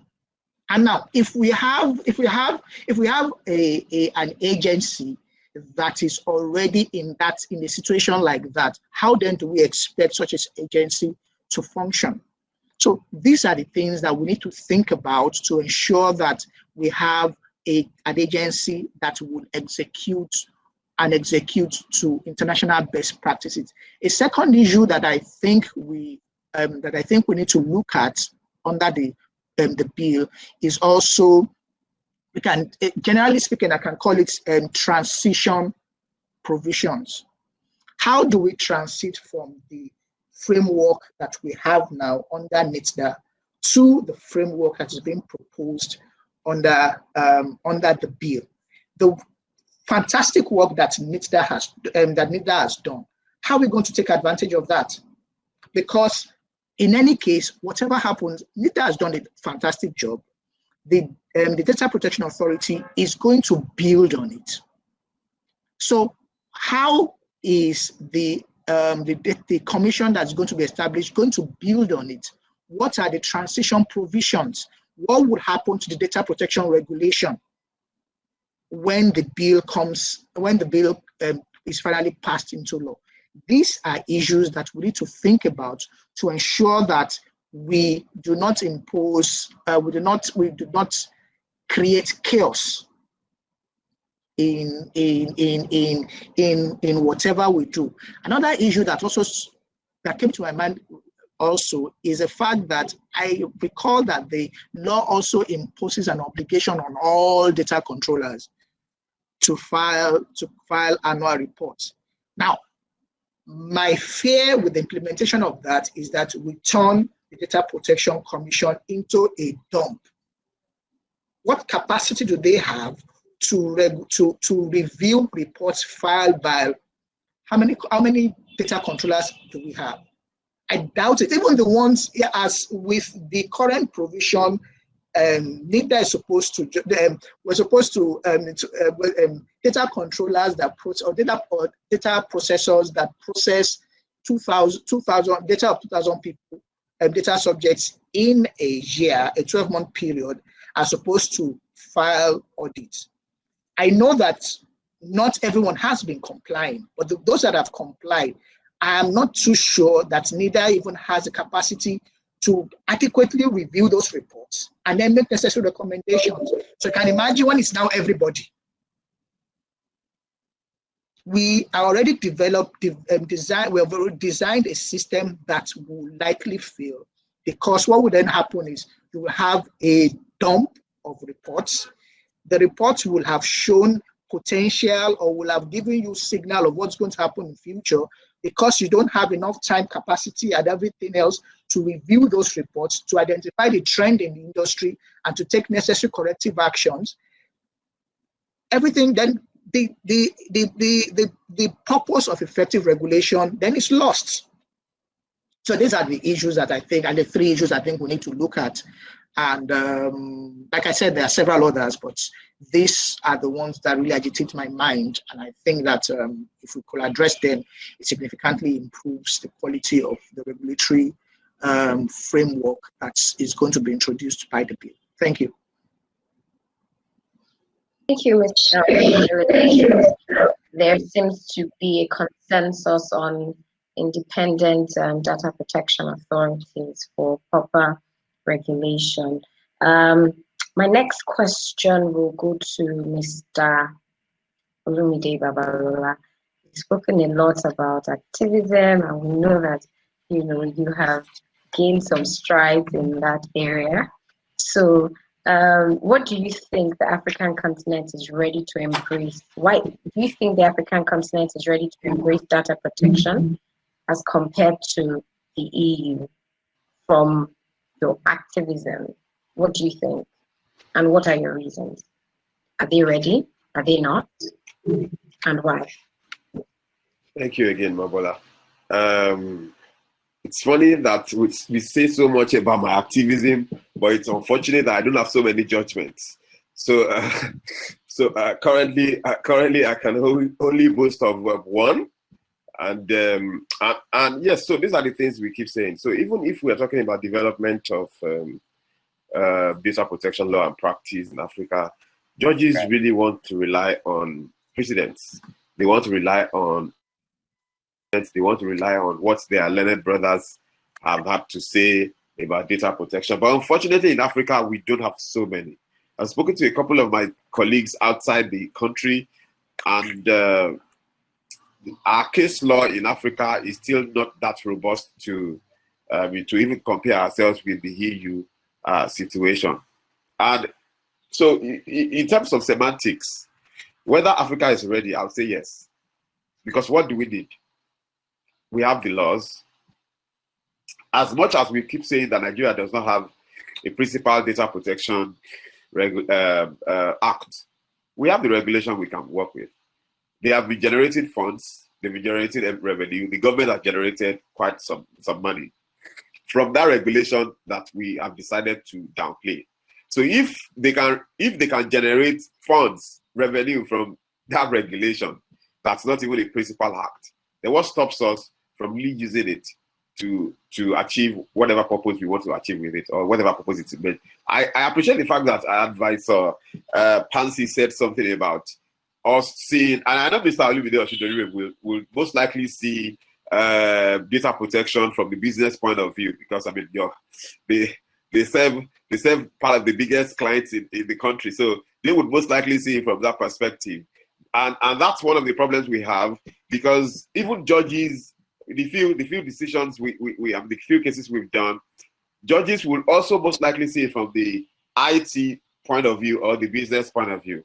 The judges are still struggling to see it as a human right. I've had a decision at the High Court in Ogun State where the judge specifically said that rectification. I decided not to make noise about that case because it doesn't suit my narrative. So rectification of personal data, the judge said it is not a fundamental human right, that it doesn't fall under privacy. I understand where the judge is coming from. There are no authorities that the judges can rely on. So in terms of readiness, yes, Africa is ready. But in terms of willingness, in terms of really putting all our legs outside, putting our act together and making it work, we are not doing that yet. Whether we are willing, I'm not sure we have, because I've not even seen so many organizations going out there to file suits, going out there to do a whole lot of advocacy around data protection. For example, you still see some organizations, even some practitioners, even some lawyers in our country, speaking for Nigeria now, they still don't know data protection. So you talk to them about data protection and they are still asking you a lot of questions and you are wondering, oh, where they have been all this while. So there's still a lot to do about, but in terms of readiness, I think we are ready. If we have laws that we can rely on, if we have instruments that we can use, if we have courts that we can approach, if we have regulators who are doing it, although, yes, some of our regulators have not been doing well. Our whole regulator in Nigeria came out with a report last week. And surprisingly, yes, I agree with that has been doing fantastically well. I'm part of them, one way or the other. But in terms of numbers, have they done really well? Because the sanctioned Lagos State government, 1 million. A lot of people will call that a slap in the wrist. Even in terms of that, we're still taking them to court to see what we could do in terms of what the law says about it. But yes, we're ready. But are we doing what we should be doing at this point? I'll say no. Nigerian NDPR was passed in January 2019. It's almost 2 years. How many decisions do we have on the NDPR? Maybe one or two in 2 years. I mean, so I really don't think we've done so much. But I would always say that we are ready. But are we using all these instruments that we have? No, we're not using them up to the point I'll expect. I understand Botswana. Aissatou was talking about Botswana. Yes, they have this law, they have this act, but in their own act, there is the commencement period. Until the minister signs, the law cannot become effective. And I think they are still in that conundrum as we speak. So if the law is there and the minister has refused to sign, so the law becomes very comatose and it's just there and it's not useful. So we see other countries too where they don't even have supervisory authorities. So how do you even seek enforcement? In some of the cases we have filed, we have brought in the authorities also, and we have we are actually asking the court to mandate the authority to perform its role in terms of sanctioning offenders and pronouncing fines on people who have violated this thing. But has that been done so far? I understand even in Europe they have their own problems. So I'm not so much in a hurry for Africa to because I mean a lot of noise has gone out against the ICO in UK in terms of its enforcement, in terms of the fines it's been given to people and how effective it has been. So I think it's one step at a time for Africa. But whether we are taking those steps is another thing now. But with events like this, with conversations like this, and with professionals, just like Aissatou mentioned about having an ecosystem of professionals who are an activist, so to speak now, because activists really do a lot in pushing these things too. I think it's really going to work, and I think maybe organizations like AO2 and some of our stakeholders can begin to think about these things and let us see how it can actually work. Thank you again, Babalola, for the invitation.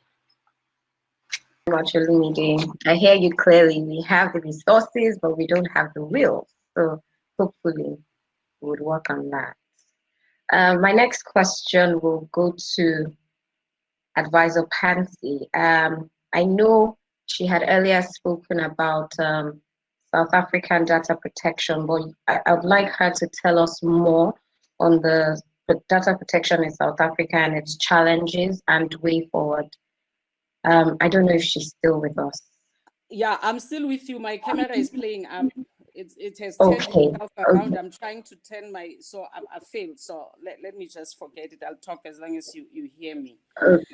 I'm just hoping that Aissatou, in the work that you are doing, you will look at the data protection law of South Africa because it's got some quite interesting additions to it. I think it's one of the very few laws that protect personal information of juristic persons.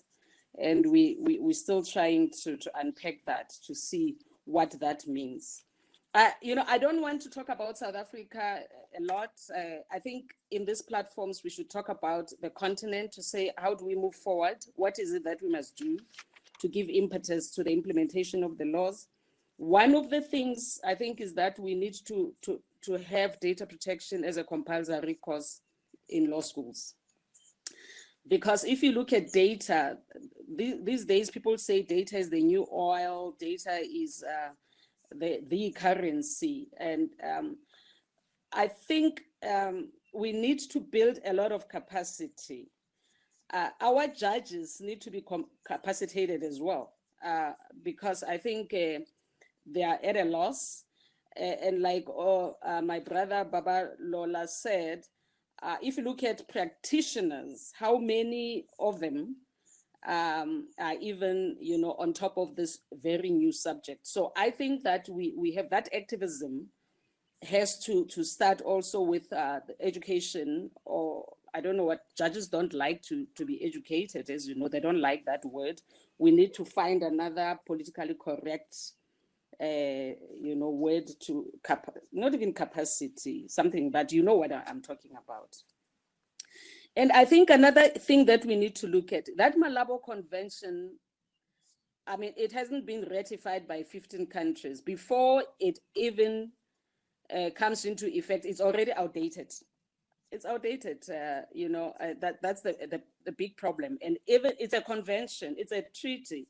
So even if it comes into effect, it's not binding until people have in what you call dualist countries. You have to, you know, it doesn't become automatically applicable. You have to pass the law, domesticated.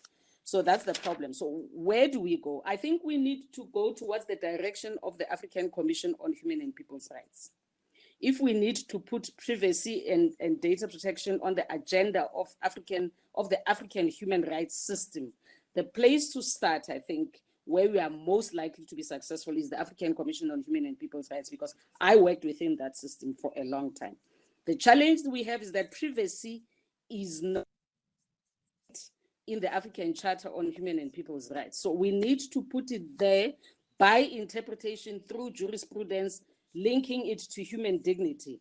And we need to find that way, because once we put it on the agenda of the African Commission on Human and People's Rights, that commission is the one that can push the ratification. It's the one that can put questions to state parties to say, what is it that you are doing in your country to promote the right to privacy? So I think that's one of the strategies that I'm very passionate about, that we need to make that link that is not there. In South Africa, I think what one of the speakers said, the clarification by the executive. I mean, if you're waiting for the executive to pass regulations, we know that they may not be passed in my lifetime, at least because I'm not young. But fortunately, with us in South Africa, the lawmakers did us a favor. The regulator, the information regulator, the authority, has been given the power to make regulations. I'm not sure when that provision was put, somebody was probably not paying attention. They didn't only give us the power to make regulations, they also gave us the power to present those regulations ourselves in Parliament, not through the executive. You know, and that's I mean, you don't find that all the time. Even if you have a regulator, you know, an authority can have that. It has to go through the executive. I think I'm looking at the time. Let me also share with you, you can never find a perfect mode of appointing information commissioners or data protection, but some semblance of independence. In South Africa, the Portfolio Committee on Justice and Constitutional Development in Parliament, they put an advert in the newspaper calling for nominations. Once people are nominated, then the CVs of all the nominees are put out in the public for people to then comment on the nominees. And then thereafter, the nominees, then there will be a short list. The people who have been shortlisted by the committee are then interviewed. The interviews are conducted in public, and the media, everybody is invited. If questions have been raised, by people against a candidate. Those questions will be put to you in public so that you can respond to those questions. After that, the number of people then will then be, the names of those that will be recommended are then taken by the portfolio committee to the National Assembly. The National Assembly must then vote on those names with 50% plus one. Those names are then given to the president, and the Assembly will even recommend that, because it's 5 members in our jurisdiction, that out of those 5 members, we recommend that this one should be appointed as the chairperson of the authority. The president, all that he does is to issue a formal appointment. He can't question. If he doesn't agree with some of the candidates, he has to take the list back to Parliament for Parliament to start all over again. In that way, you know, there is some semblance of independence. Lastly, our challenge is in South Africa because it's not all rosy. The money is not there. COVID is going to make it worse as a new institution. But I think one of the weaknesses in our law is that the appointment of staff and consultants, we have the power to appoint our own administration. We have a CEO. We have, we can establish our and determine our own organizational structure. But we must consult the Minister of Finance in doing that. I think that is, for me, a small issue, because we have consulted him so far. He has, all the positions that we have him, he has given, we say within this budget, we can accommodate so many people, and he has so far. Hello. Thank you very much. I know, bye-bye. I know I have taken too much of your time. Thank you. This is horrible.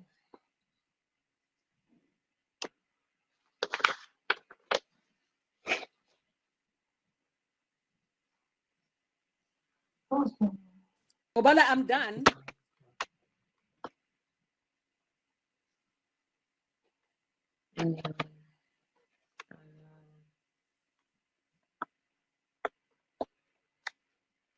Hello?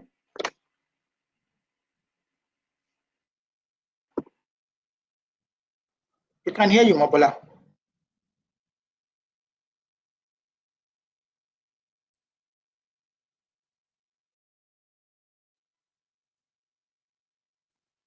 Hello? Actually hear you. Hello, Mobola.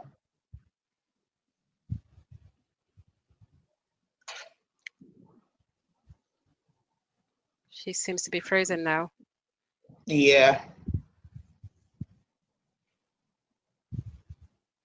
So maybe when she's trying to get reconnected, I can jump on what you were talking about regarding the data protection bill. Osundilore, how do you say your name? Is Osundilore? Yeah, but you can work with Olumide. There are 2 Olumides here. But there's another Olumide next to you.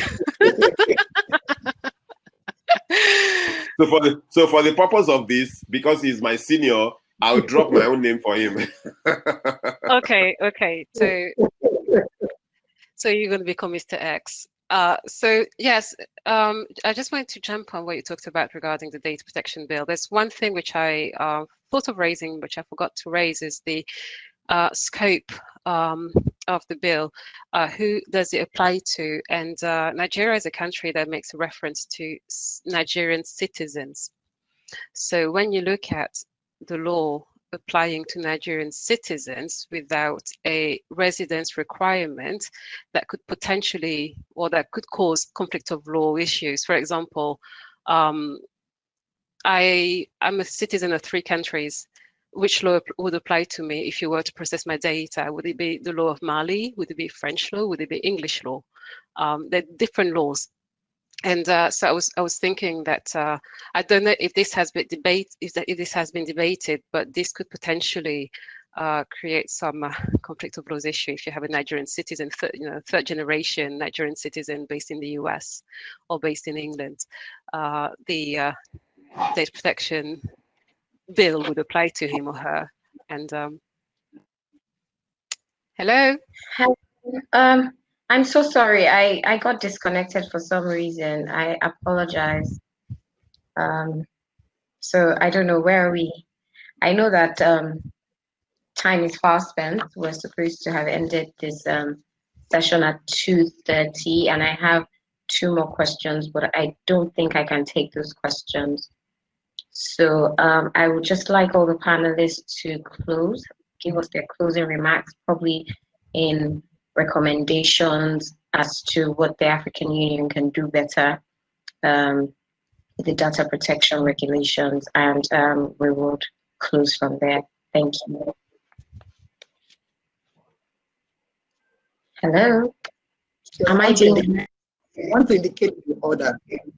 The order. Oh, okay. I would like to start with Advisor Pansy in that case, you know.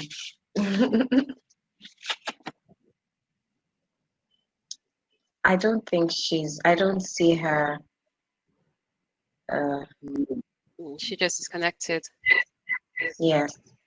So I would go with you, Mr. Osundilore. All right, thank you very much. I guess we've already identified it. 2 things that we need to do. So it's the discussion, the awareness needs to be created, and there needs to be improved upon. Aissatou spoke to the need for that ecosystem of both data protection practitioners and data protection activists that will then increase the awareness. One of the things, like Advisor Pansy said, one of the things that also needs to be done is that AU needs to then identify or recognize privacy rights as a fundamental human right. We have that in Nigeria. Section 37 of our constitution actually guarantees private rights.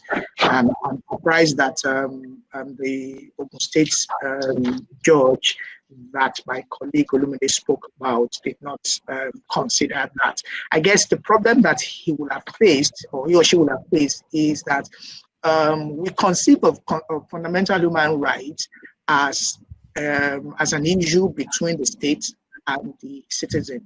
And so when there is a case between the citizens, either a corporate citizen and a natural person, or 2 natural persons, and the state actor is absent, it becomes a difficult issue. And I think I've heard about 1 or 2 case laws that have already said that you can't have a fundamental human rights enforcement action between 2 individuals. And so that will probably be the issue. And so we need to start thinking outside the box. We need to start seeing the right to private life as part of the dignity of human person, and so that we can then canvass the necessary arguments to enshrine this, so that we then know. But I will still hammer on the issue that we need to have the right people doing it. We need to have the authority must be people, like people that have capacity, and not government lackeys. As long as we have government lackeys, what will then happen is the appointment process will then be hijacked by sectional interests. What will then happen is institutionalizing competence, which is what is killing the Nigerian police right now, and it's resulting in all the riots and the protests that we're having right now. They just can't solve their problem because they don't have the capacity. Simple as that. And we don't want that to apply in this instance. So, and the way we can drive that is to ensure that the right people are there. So awareness needs to be increased. We need to say the right things, pass the right narrative, and put the right people there, and then generate the necessary momentum with the ecosystem of data protection experts and activists who will then educate the general public on what to do. Thank you.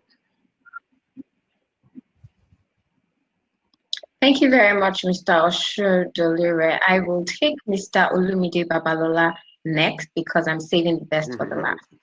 Thank you. Thank you very much, Mobala. I think Mr. Osundilore has said everything. For me, from my own perspective, I think the practice around data protection is still at its infancy level, and we all need to be conscious. For example, a matter happened at the Federal High Court during the judgment was delivered during the lockdown. Yes, it was delivered towards the end of the lockdown, and it was a matter filed against PDP and some of the leaders with respect to a woman's picture that was used for their campaign. I was very excited when I heard about the judgment because the court gave them 5 million naira damages, and I was excited. I quickly rushed to see a copy of the judgment, and I was disappointed that nowhere in the judgment or in the processes filed was data protection mentioned. Not once. And it was a serious issue of data protection because the woman's face and images were used by the political party and its members for campaign purposes. And yes, while they were talking about privacy and all other things, I thought data protection should have been paramount. Although the judgment was given in their favor, but that would have served as the first data protection judgment, strictly so-called, given in Nigeria. So for practitioners, I think we should be mindful of data protection in most of the cases we do and try to make it an issue so that the court would, one way or the other, rule on it, and it becomes part of our jurisprudence and we begin to improve from there. So left to me, I think practitioners need to do better in Africa, all over Africa now, but of course, Nigeria is what I can always speak for and speak to. So that's really, really my parting shot. Thank you very much again for the invitation. Because our time is fast spent. Thank you very much, Mr. Babalola. Now over to you, Aissatou. Thank you. So I think I'm not sure she's back. She? Sorry? Aissatou is here. Pansy is not back, but Aissatou is here. And she's here. Yeah, I'm here. So I was saying that I believe in Africa, in terms of looking at the big picture, is what do we want for data protection laws in Africa? Do we only want to protect individuals' privacy? The answer would be yes, because in many African constitutions, individuals' privacy is actually a right, is guaranteed. And in this respect, what we've not really talked about today is maybe we could inform the individuals more about their rights. If they knew about the rights that they had, maybe there would be more litigation, maybe there'd be more case law. So informing the individuals, the public at large, could be one thing. The other thing is data protection is an investment. It is an investment in many respects. It's an investment for governments. It's an investment for corporations as well. They need an incentive to comply, and then we can think of a win-win way of doing it.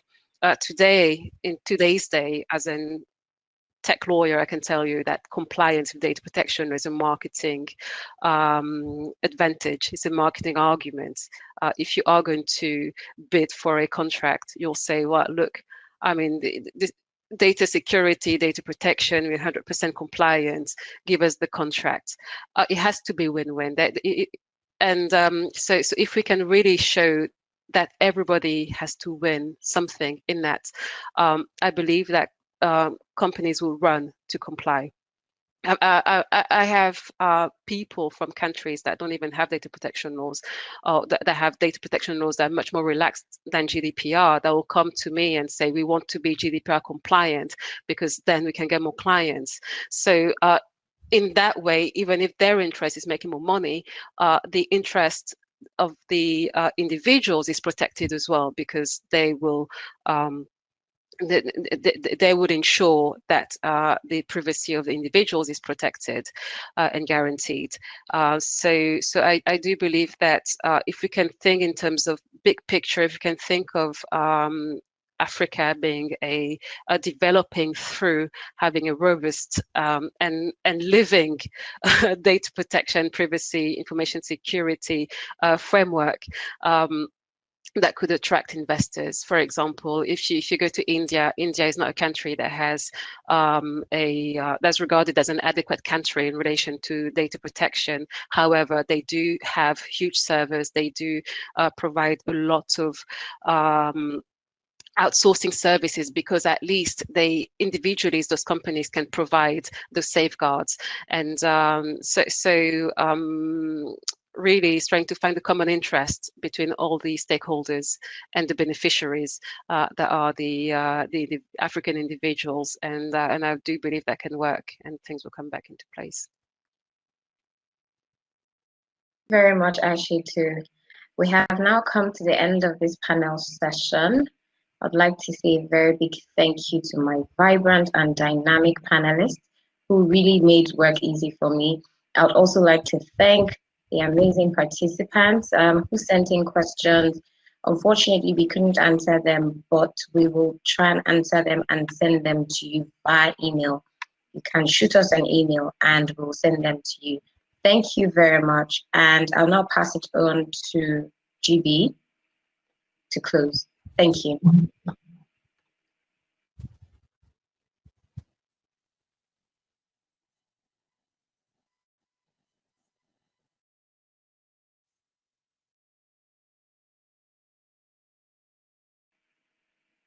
GB, I can't hear you. GB, we can't hear you.